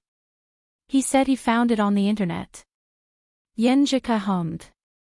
The sweetness was just right, but I couldn't find this shop on the internet. Lu Qing suddenly realized what was going on. He smiled embarrassedly. I came here to check it out and try it. At that time, didn't you say that you still need to adjust your mentality and not fully prepared? I was afraid that if I said it, it would be like forcing you to be moved and giving you too much pressure. Before he finished, Yenjika's eyes were already red and rippling. She suddenly took a step forward and threw herself into his arms. She hugged him tightly and buried her face in his shoulder. What's wrong? Lu Qing was startled. Yenjika tried to hold back her tears. Can't I be moved? Hee hee. Lu Qing stroked the girl's glossy black hair and smiled contentedly. It was always a joyful thing to get a response for one's efforts. Let's buy another fresh cream cake later and eat it together tonight. After a while, Yenjika withdrew from Lu Qing's arms and her expression returned to normal. Okay. Lu Qing pulled her into the bakery. After buying the cake, they took a taxi to the ocean aquarium. This time, there was no unexpected situation to interrupt them. Look, this is a starfish. After tearing it into pieces, each piece can become a new starfish. Lu Qing pointed to a creature behind the glass. Yenjika was surprised. Didn't you say that you had almost forgotten your marine biology? When I was waiting for you, I crammed it again. Lu Qing answered complacently and pointed to a kind of marine creature. It is, damn it, I forgot. I failed to show off and became a clown. Ha! Yenjika covered her mouth and laughed until tears came out. After a long time, she wiped her eyes and said, there should be an introduction beside it. If you really can't find it, I'll allow you to search it on your phone, commentator Lu. They laughed and laughed until the aquarium was closed. They found the restaurant where they had their second date and enjoyed dinner. Lu Qing pretended to go to the bathroom and went downstairs to buy a bouquet of flowers as usual. Beauty, you dropped something. He put his left hand behind his back and smiled at Yenjika. Familiar lines and familiar scenes. Yenjika opened her mouth little by little and her eyes were covered with tears. She forced a smile. Flowers. Yes, you dropped it. Lu Qing bowed slightly like a gentleman and handed the flowers to the girl. Yenjika held the flowers and quickly closed her eyes, pretending to smell the fragrance. After a long time, she looked at Lu Qing and said, but I dropped something else. What? Lu Qing asked with a smile. Yenjika's eyes flashed like water. She pursed her lips and turned her head. Boyfriend. Lu Qing burst into laughter and directly sat next to the girl. Their fingers were intertwined. While he was happy, he inexplicably felt that Ku was a little clingy today. After dinner and a walk, Yenjika and Lu Qing returned to the hotel with the flowers and cake. The light in the room was dim. Outside the window, there was a river of stars. It was quiet and private. Lu Qing, who had shared a bed many times, couldn't help but think as if he was looking forward to something. At this moment, Yenjika put the bouquet on the table and sat on the edge of the bed. She touched her calf and stomach and said softly, I feel so sore when I walk. Cheng, come and help me massage my feet. Pinch my legs. This was a common thing between the two of them, so there was nothing strange about it. However, as she spoke, she suddenly blushed. Unable to hide her shyness, she lowered her head and looked at her right hand that was supporting the bed. Her right hand was as beautiful as a budding flower. Lu Cheng's heart skipped a beat when he heard this. Chapter 424. Was Ku inviting someone to join her? While thinking of this, he forgot about the fresh cream cake and threw it aside. He walked to the bedside, squatted down and held Yanjika's left ankle. Just as he touched her silky smooth skin, he suddenly heard the girl's skin and muscles trembling. He heard her heart beating faster and faster. He heard her body temperature gradually increasing. This reaction was completely different from the usual before a massage. Dong dong dong. Every heartbeat of Yanjika seemed to resonate with Lu Cheng's heart, making his mouth dry and his body hot. He was inexplicably looking forward to something. There was no other contact, no other ambiguity. He already felt his blood vessels swelling as he tried to do it as usual. During this process, Yanjika's heart beat faster and faster. Lu Cheng held his breath, feeling that he was about to turn into a werewolf. Dong dong dong. The slightest provocation was like the last straw that broke the camel's back, like the call from the little fairy, like the starting gun. Lu Cheng suddenly lost control and lowered his head. This place has been sacrificed to the divine beast. The night was short, but the passion was long.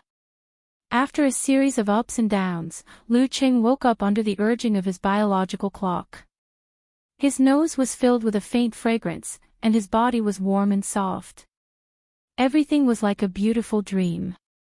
Recalling the events of last night, he unconsciously revealed a silly smile. He only felt that his body and mind were satisfied, and his spirit was perfect. Everything in this world was so beautiful. He raised his head slightly and looked at Yanjika, who was curled up in his arms like a child. He looked at her painful and pure expression, which made him want to protect her. He looked at her beautiful face, which was set off by her long black hair. He felt the girl's delicate skin and the touch that he couldn't bear to part with. He felt her clinging to him as if she was afraid of losing him. Lu Cheng felt that his heart was about to melt. He could still hear the words, Ching, echoing in his ears. This was the fusion of spirit and flesh. This was the other person I was closest to. This is the girl I want to protect for the rest of my life. He lowered his head devoutly and kissed the girl's long eyelashes and red lips. His hands began to move unconsciously, making the early morning hostility even more fierce. I won't do it again. Yanjika hit him in a daze and mumbled. She turned over and fell asleep again. It took Lu Cheng a great deal of willpower to get out of bed. He even began to worry about how upset Ku would feel if she didn't see him when she woke up. He almost didn't want to go for his morning exercise. Is this what Ku always says? Long love is short of breath. He laughed at himself, changed his clothes, and went out. He found a place nearby and began to train. Both his mind and body were very excited. Although he had slept for less than 2 hours last night, he did not feel tired at all. People are in high spirits when faced with happy events. After finishing the rest of the internal training, Lu Cheng once again tried to comprehend the force concentration. He felt that his willpower had become stronger and firmer. He felt that no one or anything could defeat him. This is the life I want to protect. Ice and fire intertwined, embracing each other in a balanced manner. Amidst the surging and gushing power, it drew the response of the most minute part of his body. The cold light flickered, and the dark flames danced. Lu Cheng finally grasped the signs and the perfect reflection of his soul. He grasped the minute details that made up every cell and every bone and blood in his body. This is the root pulp. He opened his eyes, feeling even happier. Grasping the root pulp meant that he was beginning to reach the inhuman realm. This was not a sufficient condition for a breakthrough, but a necessary condition. Since returning at the beginning of May, after nearly 2 months of training, his physical quality had reached the level of the top 6th pin. He originally thought that he would have to wait for a while for the next improvement. Who knew that after a night of dancing with fish and dragon, his mind was settled, his spirit was refreshed, and his willpower was restored. Naturally, his level increased again. There are still 6 months until the end of the year. I have a good chance of pushing that threshold. Lu Qing thought happily. Then he put away his stance and hurried back, not wanting to waste a single second. The curtains were closed, but the room was still dark. A strange but exciting smell filled the air. Lu Qing saw that Yanjika was still asleep. He sucked on his fingers, and the smile on his face grew wider. He felt more peaceful and happy.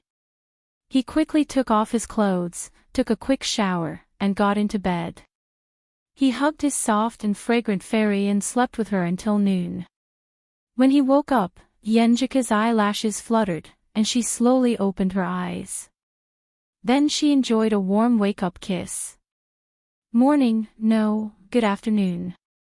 Lu Qing put his elbows on the bed and smiled in a low voice. Yanjika's eyebrows curved, and she reached out her hands to hold his neck. She smiled sweetly. Good afternoon, my dear. She no longer felt embarrassed to call him that. Just as Lu Qing was considering whether to eat first or do something, Yanjika pursed her lips, and her eyes wavered. She gathered her courage and said, Qing, I have something to tell you. The training plan of our school has to be brought forward 1 year. She didn't sound determined at all. Instead, she showed some confusion and uncertainty, as if she was asking for help and an answer.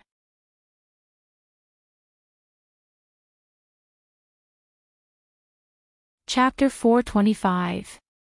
Awe. Lu Qing, whose mind was filled with sweetness and happiness, couldn't digest what Yanjika had just mentioned. He was momentarily at a loss. When he came to his senses and understood what was going on, he was instantly struck by a huge sense of loss and sadness. His heart felt as if it was tightly gripped by an invisible hand. A year in advance.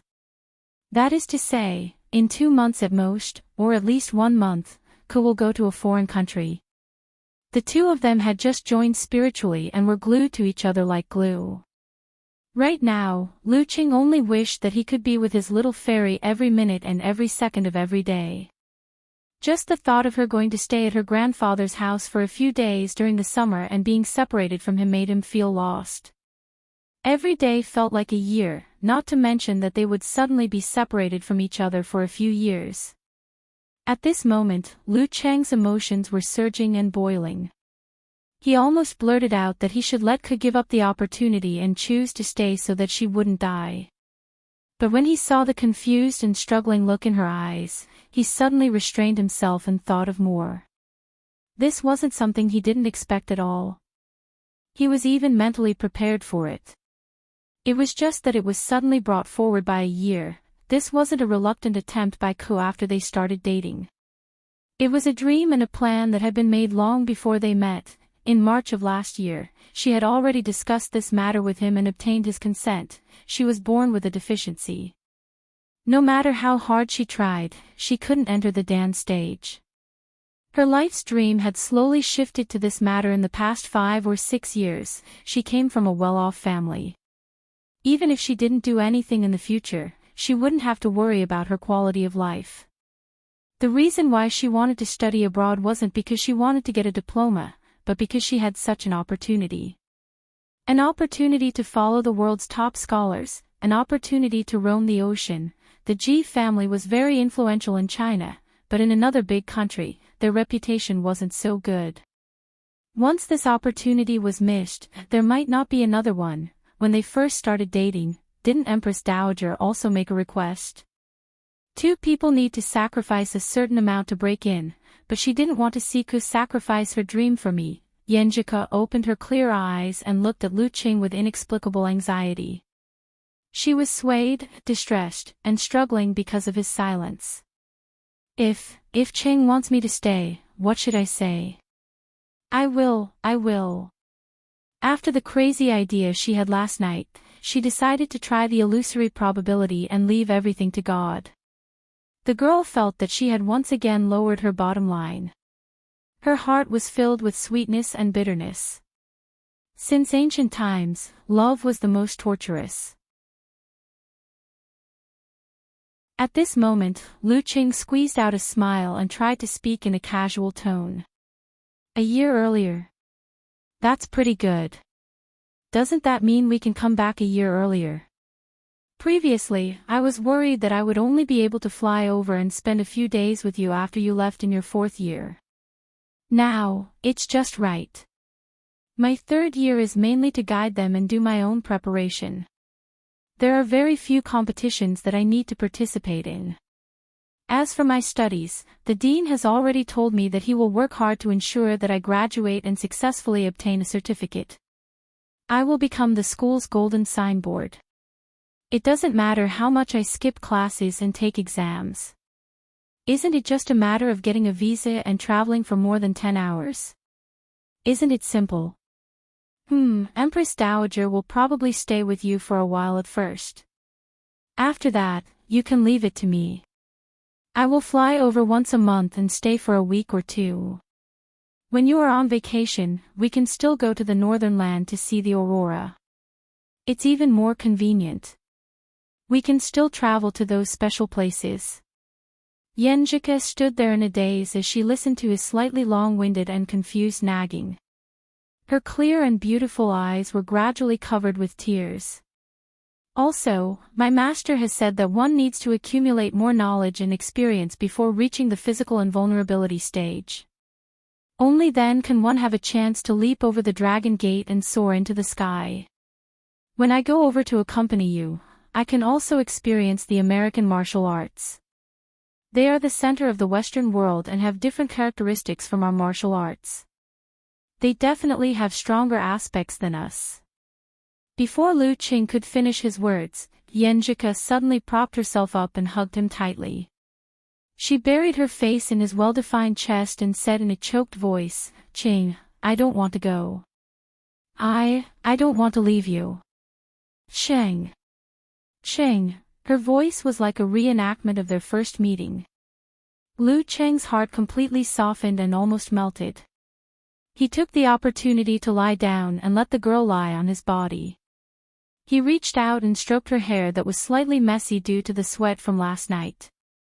He smiled gently and said, "Silly girl, you really don't want to go." The more sad and sentimental she was, the more she wouldn't cry. When Yenjika raised her head, she had already held back the throbbing of crying. Her pink lips moved a few times, but she couldn't give a definite answer. That master was very old.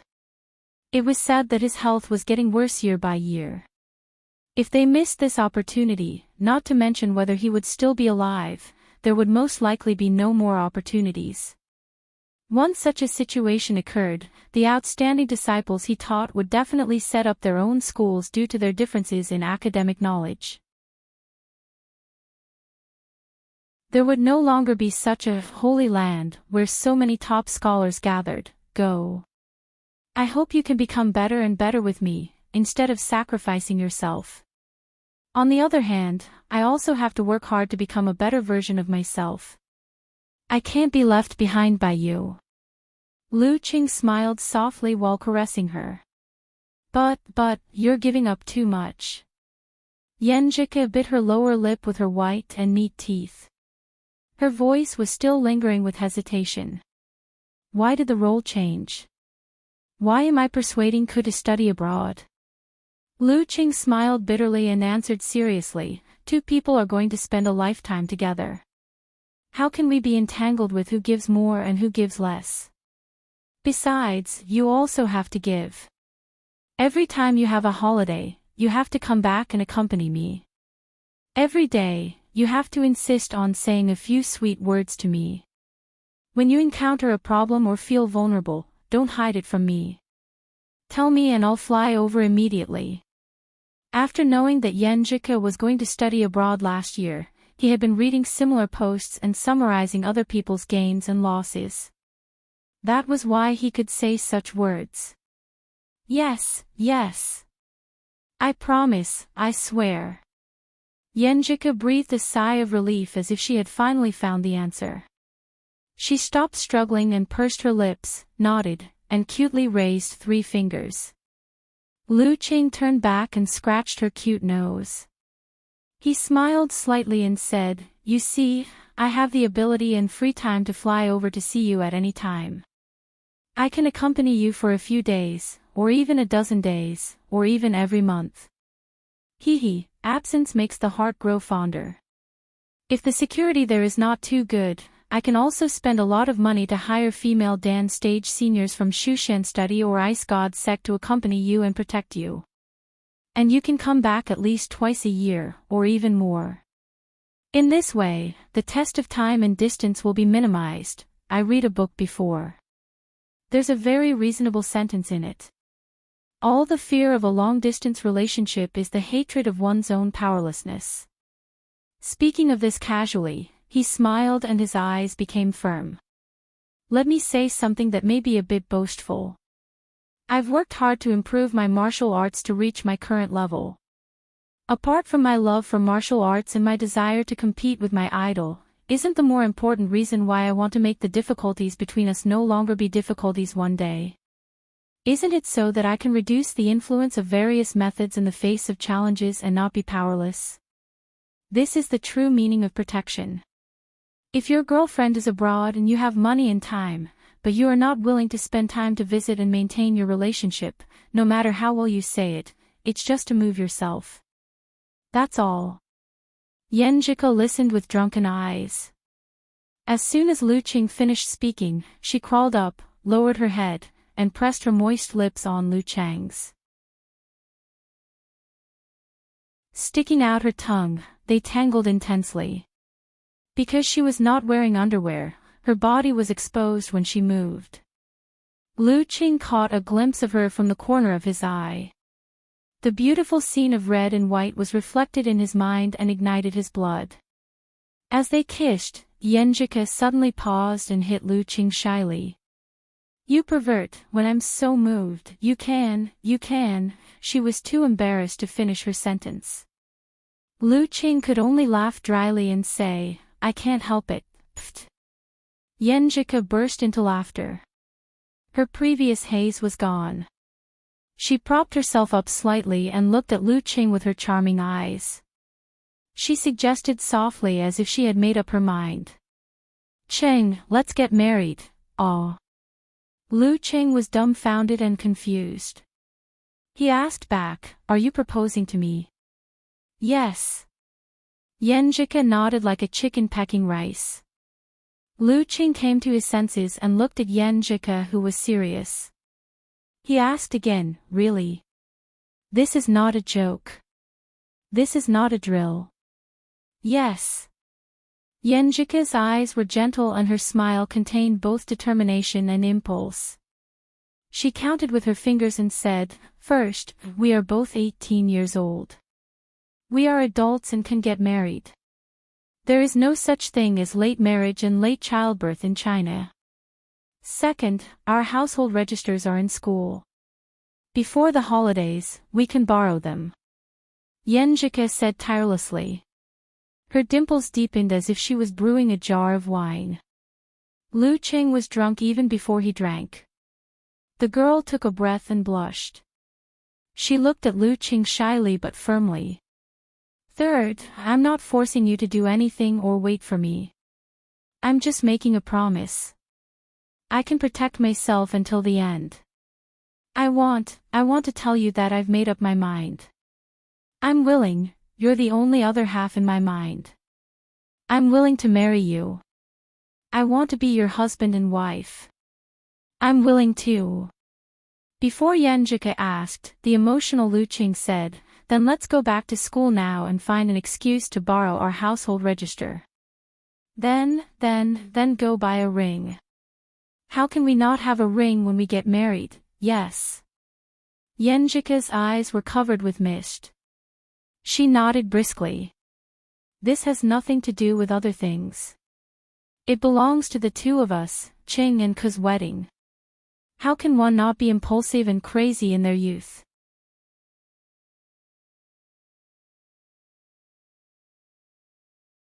Chapter 426. After eating the cake and desserts they bought last night, Lu Qing and Yenjika walked out of the hotel hand in hand and took a bus back to the old campus. They first bought a few sachets from the nearby stores, then slowly walked to the traffic point and returned to the new campus of Songqing University where they had lived for 4 whole semesters. When the scenery of Weishui Lake, the teaching building, the long bridge, and the lakeside corridor came into view, Yenjika felt an inexplicable sadness in her heart. She leaned closer to her ex-boyfriend, who was now her husband. Lu Qing sensed Ku's melancholy at the thought of parting.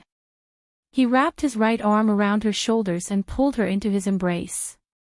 He comforted her with his actions and body temperature. In the quiet but not depressing atmosphere, the couple got off the bus and walked to the administration building with their hands clasped together. They returned the residence page to the management teacher before the end of the day. The excuse they used was the truth. Yenjika's participation in the joint training program had to be brought forward by a year, and the school had to help with various procedures. They didn't have time to get a visa to travel abroad, so they had to return the residence page in advance. As for the American visa that Lu Qing wanted, he didn't plan to get it himself. He planned to get it done through the Ice God sect, which was safer and more convenient. If there was something that required his cooperation, then he would ask. Otherwise, if a dangerous guy who was close to the inhuman stage entered the country, the inspection would be very strict. When everything was done, it was close to noon. They came to the school restaurant, opened the door of the reserved room, and saw Li Liantong, Shi Xiangyang, and Zhong Yanru. Since the first time he treated them to a meal, Lu Cheng and his ex-girlfriend's roommates often had chances to meet. For example, when they had a meal in the dormitory, if it was outside the school, they would ask him to be their bodyguard. If it was inside the school, once it was over, he would come to pick Yenjika up, take a walk, and then go on a date. After winning the national championship, the couple was even asked to eat 3 times by them. Therefore, they were not strangers to Lu Qing. At this time, they all smiled and greeted him. "Hello, great martial artist." Lu Qing was used to being teased. He raised his hand and waved lightly in response. "Hello, comrades." Pfft. The girls burst into laughter at the same time. After they had calmed down and sat down, they threw the menus to Lu Qing for him to choose. Then they turned to Yenjika and started talking about her study abroad. "Why so sudden?" Li Liantong maintained a dignified and quiet posture. "Cuckoo, if that's the case, how many years will you be gone for?" Zhong Yanru, who knew about this beforehand, asked with concern. "Woo, I can't bear to part with my fragrant, fair, and soft big cuckoo. Although I already have a boyfriend, I still love you the most."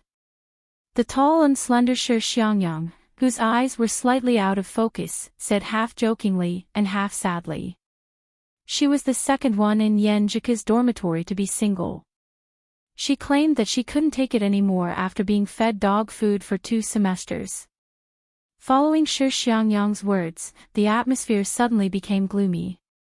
The sensitive and delicate girls recalled the bits and pieces they had spent together in the past 2 years, and their eyes reddened a little.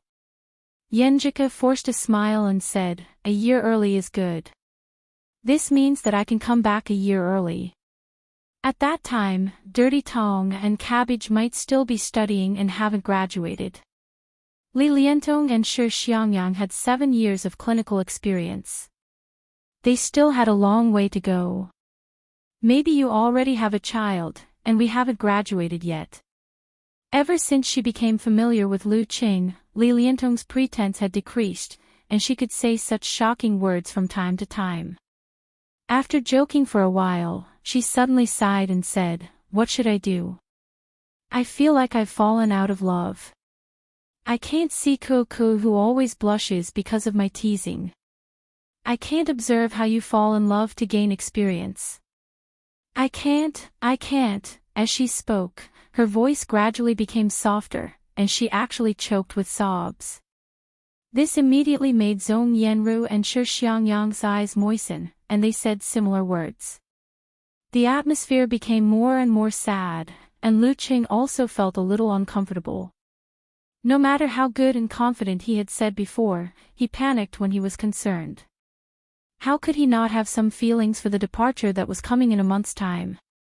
However, he concealed it very well, and his attitude was very proper. He didn't want to affect his little fairy's mood because of this.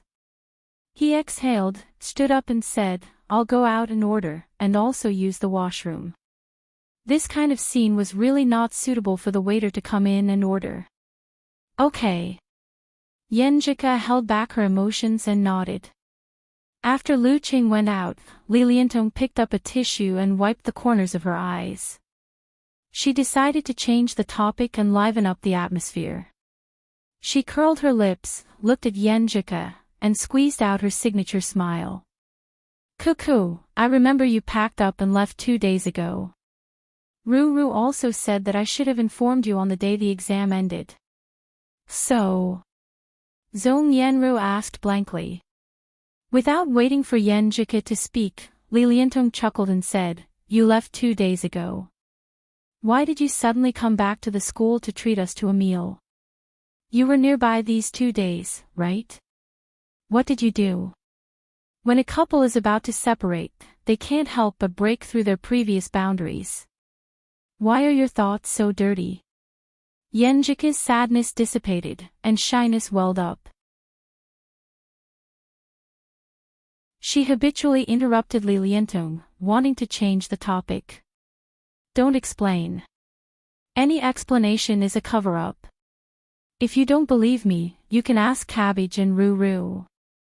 They definitely don't believe that you can still control yourself at this time." Li Liantong pointed at Shi Xiangyang and Zhong Yanru, who had a look of realization. Seeing Yenjika's shyness, she blinked her eyes and lowered her voice. "I don't want to ask about your specific progress. I'm just curious. You know, girls tend to have more imagination than guys when they write about pure love. There are always some weird positions, no, diverging. I've seen many stories about powerful martial artists. They deduced the application of their various abilities at that time and broke through the sky. I just want to ask you, is it like this? For example, don't ask." After Yenjika understood, she immediately interrupted Dirty Tong's words. Her pretty face became as bright as the sun, and she was so beautiful that it was out of this world. Images flashed in her mind, and she felt her cheeks heat up. Seeing this, Li Liantong laughed out loud. "See, I wasn't wrong, right? If Ko and the rest didn't do anything, they wouldn't have said don't ask just now. Instead, they would have said, how would I know? Sigh, our favorite Cabbage has really been taken by that guy outside. You tricked me." Yenjika blurted out. She was at a loss and embarrassed. "I actually got tricked by Dirty Tong and admitted it myself. It's mainly because you have a guilty conscience." Li Liantong covered her mouth and laughed. After coming back to their senses and understanding the situation, Shi Xiangyang and Zhong Yanru couldn't help but laugh. They either leaned on the table or lowered their heads, laughing heartily. Infected by them, Yenjika gradually started laughing as well. She felt that she really wasn't cut out for doing bad things, unless Qing brought her along and helped to cover it up. At this moment, Lu Qing came back from the washroom. He pushed the door open and said in surprise, "What are you guys laughing about?" Shi Xiangyang, Zhong Yanru, and the rest looked at each other. Recalling Li Liantong's example, they laughed even harder and almost slammed the table and chairs. Yenjika was also embarrassed and amused. She couldn't say anything. Lu Qing looked at them blankly and felt that he really couldn't understand. These 4 girls were so sad and sorrowful just a moment ago. Why are they smiling so brightly and happily in the blink of an eye? Girls are so complicated. The meal was sometimes sad and sometimes cheerful. However, all banquets must come to an end. Amidst the mess of cups and plates, Lu Qing called the waiter and paid the bill with his phone. After leaving the restaurant, they stood at the door. Zhong Yanru teared up again and said, Take care of yourself over there. Remember to come and play with us when you come back during the holidays. Okay. Yenjika tried her best not to cry and simply nodded in response. Just as Shi Xiangyang was about to speak, she suddenly lost her voice. After taking a deep breath, she said, Keep in touch when you're free. Now is the age of the internet. Everyone can still chat frequently. You and your Qing have to be good. We're waiting for you to get married and give us red packets. That's right. I have high hopes for you guys. You'll definitely make it to your wedding day. Li Liantong imitated Yenjika's light-hearted tone. However, the redness at the corner of her eyes and the mist in her eyes had already deeply betrayed her. After a moment of sadness, Lu Qing and Yenjika bade farewell to them. They looked at each other and held hands again. If Dirty Tong and the others know that they can give us red packets now, they'll definitely be shocked. Yenjika smiled with complicated emotions. More than that. It's inevitable that there will be a floor full of glass shards. Lu Qing sighed and smiled faintly. After that, the newly married couple remeasured the many places they had left behind memories with their footsteps.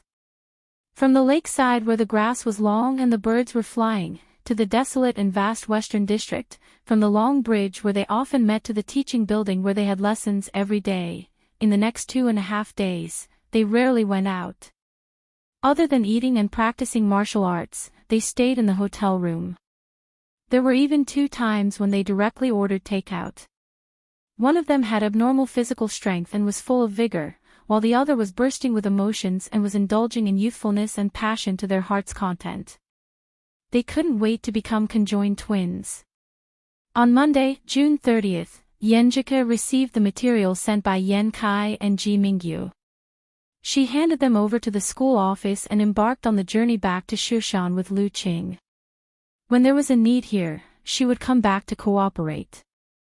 However, at that time, it would most likely be Empress Dowager instead of Lu Qing who would accompany her. June 30th, 5:40 p.m. The high-speed train was speeding and was about to arrive at Shushan Station. Lu Qing didn't play with his phone. He tilted his head and looked at the exhausted fairy who was sleeping. Thinking of the crazy days these days, his heart was full of tenderness and sweetness. He felt that his wife was so beautiful and he liked her so much. At first, he put his arm around Yenjika's shoulder. Then, he felt that it wasn't enough, so he slid down to hold her slender waist. Then, he felt that it wasn't enough, so he leaned over and held her completely in his arms, breathing in her fragrance. After a while, Yenjika woke up from her sleep with trembling eyelashes. She looked up and saw Lu Chang's familiar face. The loss caused by the nightmare immediately disappeared. She reached out and hugged her husband's waist. After hugging quietly for a while, their phones rang at the same time. It was from each other's mother. "Hello, Mom. What's up?" Lu Qing answered the phone in surprise and lowered his voice. Yenjika beside him also spoke in a similar tone. Qi Fang nagged, "You're coming back soon, right? We were going to eat at home tonight, but your grandpa asked us to come over. He said that Erzi wanted to treat us. He heard that you're back, so he insisted on treating us."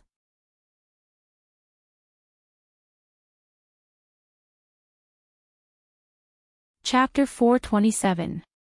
Seriously, they didn't even know to postpone it for a day. "I'm already drooling over your home-cooked dishes." Lu Qing flattered. Qi Fang smiled proudly. Isn't that right? I've already bought the groceries. Let's talk about it when you get home. We'll go there when both of you are back. Okay, okay. Lu Qing hung up the phone and turned to look at his little wife, no, his leader. He smiled and said, "It's my mom."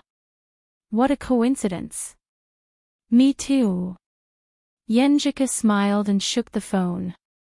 Empress Dowager and my dad are at the square in front of the station. Lu Qing thought for a while and said with a smile, "Now I don't have to avoid them and can send you out directly." "Cool, do you think I should call you mom and dad?" Yenjika opened her mouth and pursed her lips. She glanced at Lu Qing and said, "I don't care if you have the nerve to call me that." While they were flirting, the train stopped at the station. Lu Qing stood up and took Yenjika's suitcase down with one hand as if it was a child's toy. Carrying the luggage, dragging the suitcase and pulling his wife, Lu Qing walked out of the train in high spirits and entered the arrival hall. When they were about to go out, they saw the sun outside, the bright sky and the steaming heat. He and Yenjika looked at each other subconsciously and sighed suddenly in their hearts. These dreamy, beautiful and crazy days were over, scenes flashed through their minds one after another, and the two of them fell silent. However, they pulled each other even tighter and leaned closer together. Out of the hall and turning around the road, Lu Cheng's eyes suddenly opened up. The square was dyed golden red in the last brilliance of the setting sun. The elegant Yan Kai and the mature and beautiful Ji Mingyu were waiting a few steps away. They were holding hands and holding umbrellas. "Your parents have such a good relationship." Lu Qing broke the silence and praised from the bottom of his heart. They had been together for more than 20 years. Yenjika raised her head proudly and said with a smile, "Young man, work hard. They are your role model and goal. All goals are meant to be surpassed." Lu Qing chuckled. While talking, the two of them had already approached Yan Kai, who had a slightly complicated look in his eyes, and Ji Mingyu, who was smiling. Lu Qing somewhat guiltily called out, "Uncle, Auntie. Dad, Mom." Yenjika didn't let go of Lu Cheng's hand and just called them like a spoiled child. Just as Ji Mingyu was about to speak, she glanced at her daughter and her heart skipped a beat. Although Ka's expression hid her tiredness, her entire person was delicate and radiant. Even as her mother, she had a strong sense of amazement. She thought about how her daughter was going to leave the country soon and was about to leave her boyfriend. As someone who had been there before, she understood. However, she didn't blame Lu Qing. After he entered the dance stage and won the youth tournament in one fell swoop, she felt that the two little guys would steal the forbidden fruit at any time. Because of this, she even reminded her daughter to pay attention to safety measures. She didn't expect that this kid could hold back until recently. Then she remembered that her daughter didn't give up her dream because of this and obviously got support and understanding from her boyfriend. Ji Mingyu looked at Lu Qing more highly and was more satisfied with him. "Now that you have a boyfriend, you don't want to be close to your mother anymore." She looked at her daughter and joked, lifting her left arm. Yenjika's pretty face blushed. She let go of Lu Cheng's hand and took half a step forward, intimately hugging Empress Dowager's arm. She said in a sweet voice, "No." Because of the private engagement, she felt a little guilty toward her parents.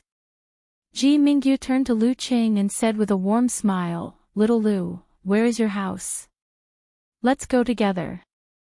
We'll send you back on the way. It's troublesome to take a taxi." "Okay, thank you, Auntie." Lu Qing didn't reject the olive branch from his mother-in-law at all.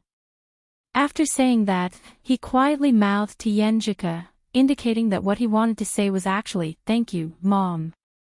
Yenjika wrinkled her nose and gave him a coquettish stare.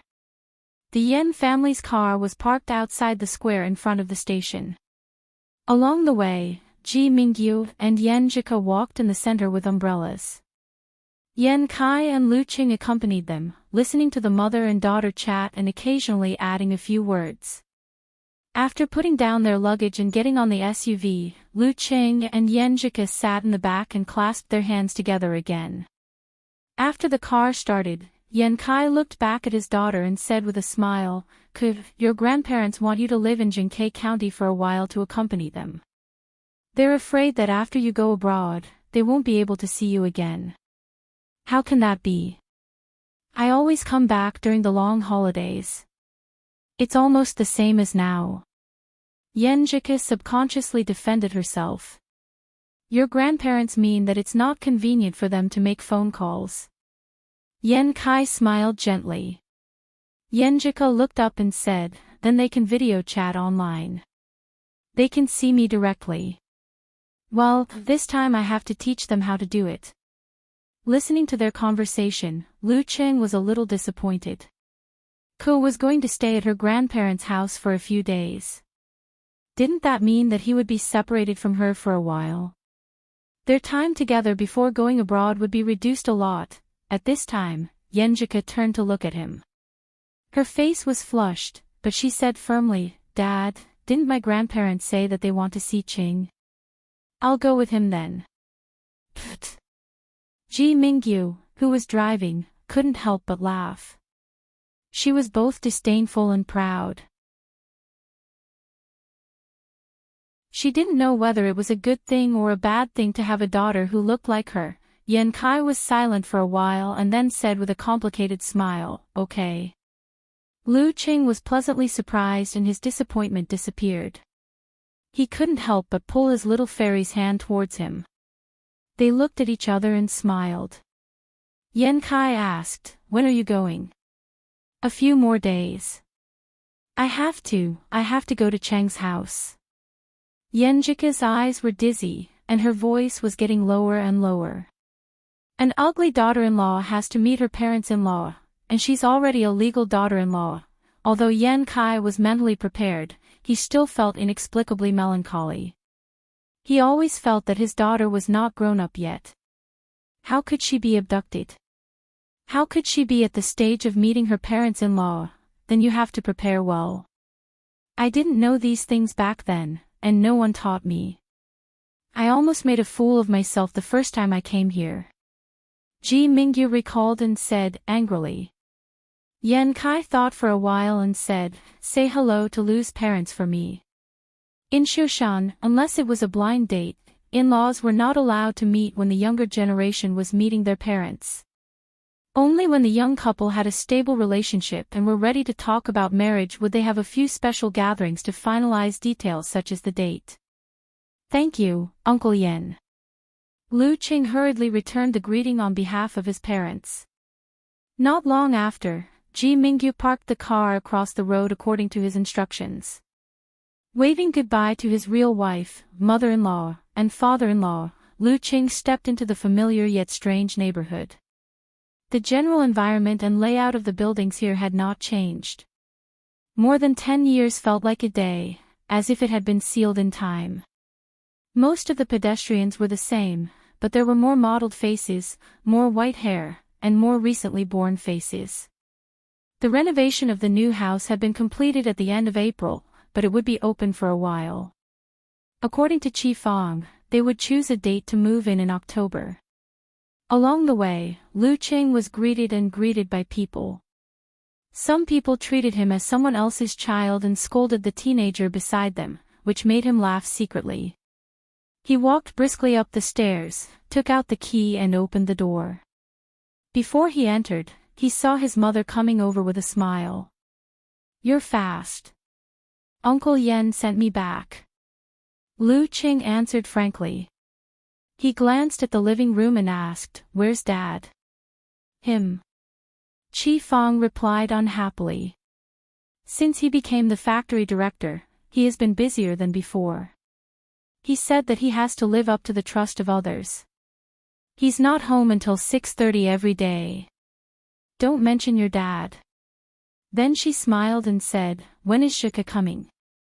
Your mother has to be prepared in advance." Her daughter-in-law was coming, so she took the initiative to change Yan Zhike to Zhike. "Zhike is fine these days. It's up to you. Lu Qing struck while the iron was hot. How about tomorrow? No, I don't know if she'll like the food I prepared for you. I have to do a big cleaning and tidy up the house. I can't see her in such a mess. Qi Fang said to herself. Also, I have to call your aunt and ask her to send some vegetables from her farm. Zhike comes from a good family and must be tired of expensive food. She has to try something new. Listening to his mother's nagging and feeling how much she valued her daughter-in-law, Lu Qing felt warm and couldn't help but laugh. What are you laughing at? Qi Fang took out her phone and didn't have time to make the call. I'm happy for Zhike. Lu Qing replied humorously. Qi Fang smiled. I've asked around. Zhike is a good girl. She's gentle and pretty. She was much better than you when we were in number 1 middle school. Didn't you always say good things about her in my ear? At the mention of number 1 middle school, she suddenly sighed. Cheng, when you were in high school, I was worried that you wouldn't be able to find a girlfriend. Ah. I wasn't a boring and introverted person in high school. Was I that bad? Lu Qing didn't know whether to laugh or cry. He didn't know what to say. Double critical damage from his own mother. After Qi Fang contacted Qi Yan and set the date for the day after tomorrow, Lu Qing took out his phone and sent a message to Yan Zhike, whose name had been changed to Madam Wife. My mom said the day after tomorrow. She values you so much that she even asked me what you like to eat. She wants to go to the market to buy it again. She even asked my aunt to send the vegetables that she planted at home over. She also wants to do a big cleaning and do your hair. For the sake of family harmony, he didn't hesitate to praise his mother and daughter-in-law in front of them. Yan Zhike replied with a blushing expression, Auntie is so nice. You have to call her mom. Snickering expression, Lu Qing replied. Go away, I don't have a husband like you. Yan Zhike sent an expression of blowing a whistle for a red card, followed by an expression of lowering her head and smiling shyly. I'm still not used to calling you that. My face was burning from typing just now. It's so embarrassing. But it's not the first time you've called me that these days. Raising eyebrows expression, Lu Qing replied. That's when I'm in a daze. After sending this message, Yan Zhike suddenly came to her senses. Her face was as red as a tomato and she replied bitterly, I'm not going to talk to you anymore. After a while, Lu Jisheng called and asked Qi Fang and Lu Qing to go downstairs directly. He said that Erzi would drive to pick them up. Not bad. Qi Fang said and pulled her son out of the house. They went downstairs and arrived at the entrance of the community. Erzi drove a big Benz this time. He was smoking and chatting with Lu Cheng's father, Lu Jisheng. When he saw Lu Qing, he immediately put on a smile and greeted him. Cheng, I finally meet you. You're the pride of our Lu family. The sky was getting dark. Lu Qing glanced at him and found that he did look a little like his cousin Lu Yanwei. He smiled modestly and said, You're too kind, Brother Erzi. You're also awesome. Why did he call him Brother Erzi? Because I still don't know what his real name is.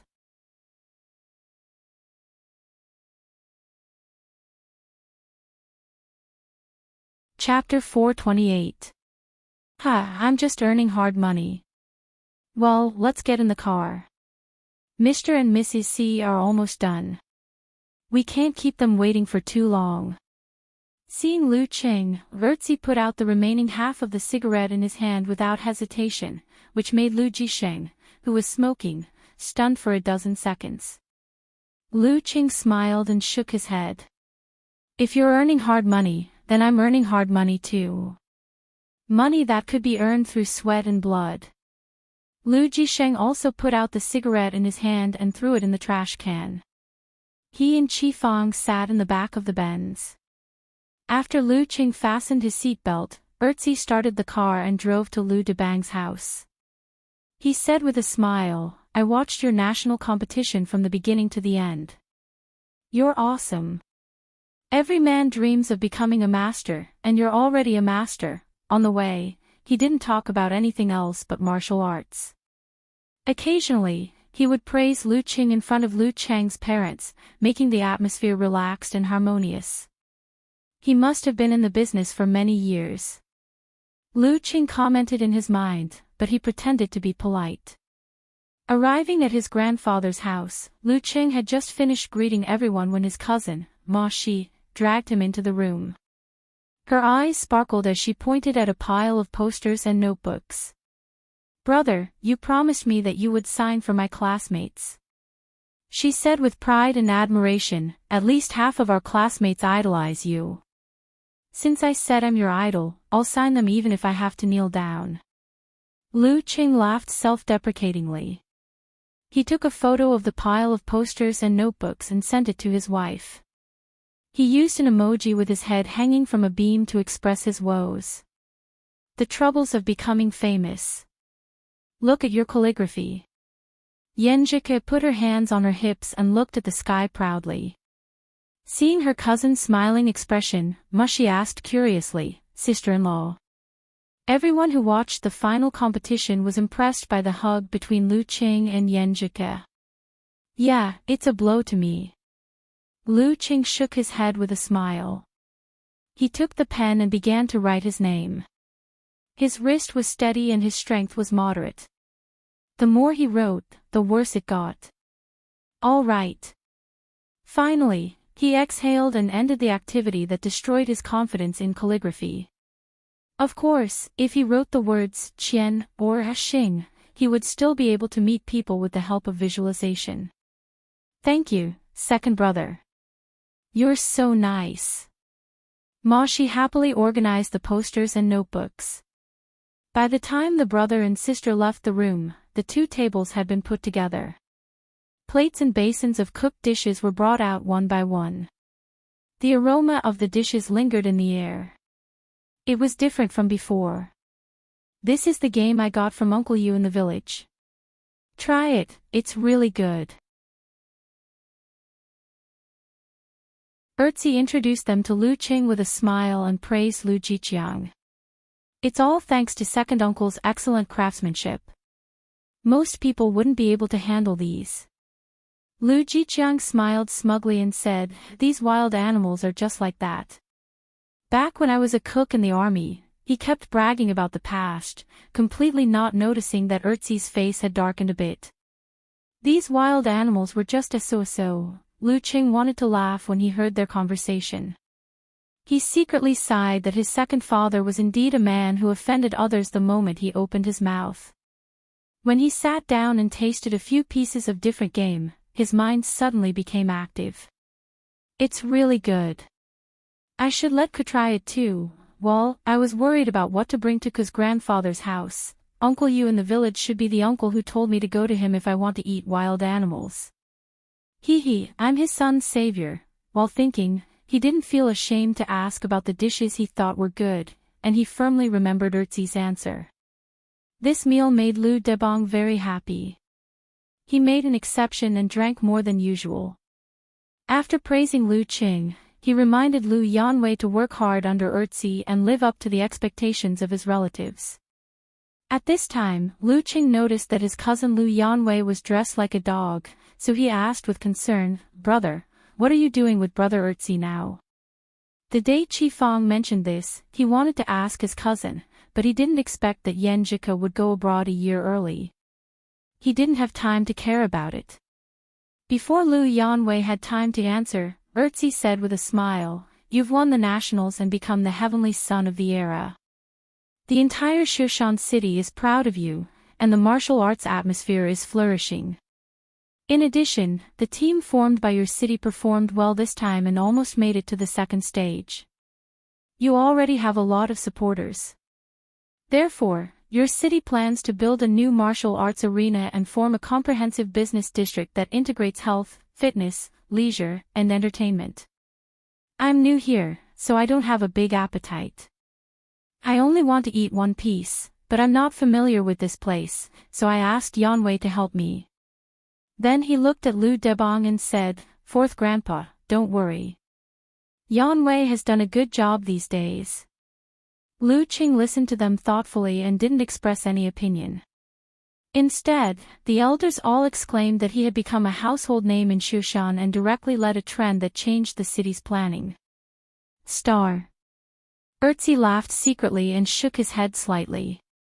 Fourth grandpa's family had little contact with the martial arts circle, so they didn't have any practical experience. They only knew that Qing was a great man, but they didn't know how great he was or what it meant in the real world. They just thought he was like a star. But in fact, in his eyes, as half an insider in the martial arts circle, Qing should be a powerful man, famous and powerful in the future. He didn't talk about this, but changed the topic and talked about the family affairs in Qingfu County. The lively dinner was coming to an end.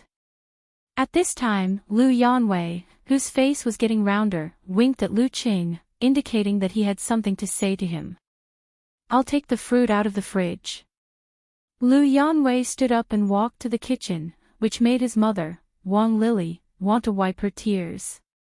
She sighed that her son had finally matured. Lu Qing went to the kitchen with an excuse to go to the bathroom. He saw Lu Yanwei holding his phone and chatting with someone with a smile on his face. I have a girlfriend," he said to his cousin, a little embarrassed. "Aw. Brother, when did you have a girlfriend?" Lu Qing was shocked. Didn't his cousin go on several blind dates without success? Just right. Lu Yanwei smiled so widely that his eyebrows couldn't be seen. "We met before playing games. But at that time, I failed to start a business several times. I didn't have any confidence and didn't dare to pursue her. Recently, I ran some business with Brother Erzi and got back some confidence and some money." As he spoke, his voice grew softer and softer. Suddenly, he exhaled and said hesitantly, "Qing, I feel like I'm in a dream right now. What if Brother Erzi doesn't succeed in his business or I accidentally offend him? Wouldn't I be back to square one?" From his face, Lu Qing could see that he was worried about personal gains and losses. After thinking about it, he recalled Ku's occasional words and combined them with his own experience and opinion. "Brother, you don't have to worry so much. What's important is what you can learn from this. You see, in business, you need money, connections, and foresight. If you follow Brother Erzi, you'll definitely meet a lot of business people. You'll build up your own connections if you deal with them well. Then you'll gain experience and foresight from this project. Even if it doesn't succeed in the future, or they turn against you, you'll become a better Lu Yanwei and can find a way out." Lu Yanwei listened attentively. His expression gradually relaxed as if he had untied a lot of his worries. After a moment of silence, he said self-deprecatingly, "Qing, why do I feel that you're more mature than me? It's as if you're my brother. I almost called you brother just now." Lu Qing pointed at himself and laughed. "Call me brother. Come on. You're so rude." Lu Yanwei's smile brightened. He took out fruits from the fridge and cut them into plates and rinsed them. After dinner, Erzi said that they had finally gathered everyone and proposed to take a family photo. He would find a place to print it digitally. Lu Qing didn't care. He stood beside his grandfather and completed the photo. After taking the family photo, Erzi took the initiative to ask Lu Qing to take a picture with the heavenly son of the age. Lu Qing wouldn't refuse such a small thing. Learning from his little fairy, he stepped back and faced the camera with a smile. After chatting for a long time and sending the Lu family back home, Erzi drove to Qingfu County via the highway. He entered his own company and turned on the computer to print the photos. After carefully looking at the family photo and the one with Lu Qing for a while, the smile on his face grew wider. He turned over 2 photo frames, put them in, and placed them on the boss's desk, facing the guests. Just then, his phone rang. A call came in. "Hello, brother he. Why are you calling me so late? I'm in the company. Come over and we can talk face to face." Okay, I'll wait for you." Putting down his phone, the corners of Ertzi's mouth curled up. His gaze passed through the window and looked at the lights below. After almost half an hour, the sound of footsteps could be heard. A 30-year-old man in a suit pushed open the door to Ertzi's office. He saw Ertzi sitting behind the desk, holding a pen in both hands and slowly turning it. "Boss Lou, you're in a good mood." The man in the suit smiled reservedly. Just then, his eyes swept over the 2 photo frames on the table and saw the 2 photos. Boss Lou, you don't show your true colors." The man in the suit was stunned at first, then his smile turned into a bright one. Ertzi, Lu Yuanzhang's smile became more obvious. In the Lu family, after Lu Jisheng went to take a shower, Lu Cheng and Qi Fang talked about Yan Zhika's favorite dishes. In the midst of their idle chatter, he suddenly remembered something and interrupted them. "Mom, do you know Ertzi's name? You haven't mentioned it to me." "I didn't think about asking before." Qi Fang was stunned for a moment and answered, "Lu Yuan, what's Lu Yuan again?" "Sigh, I don't remember clearly." Speaking of this, the mother and son looked at each other and smiled, throwing this matter to the back of their minds. Who cares what his name is? You're tuning into the Journey of the Soul YouTube channel. Don't forget to subscribe and join us on this journey to catch the most captivating stories.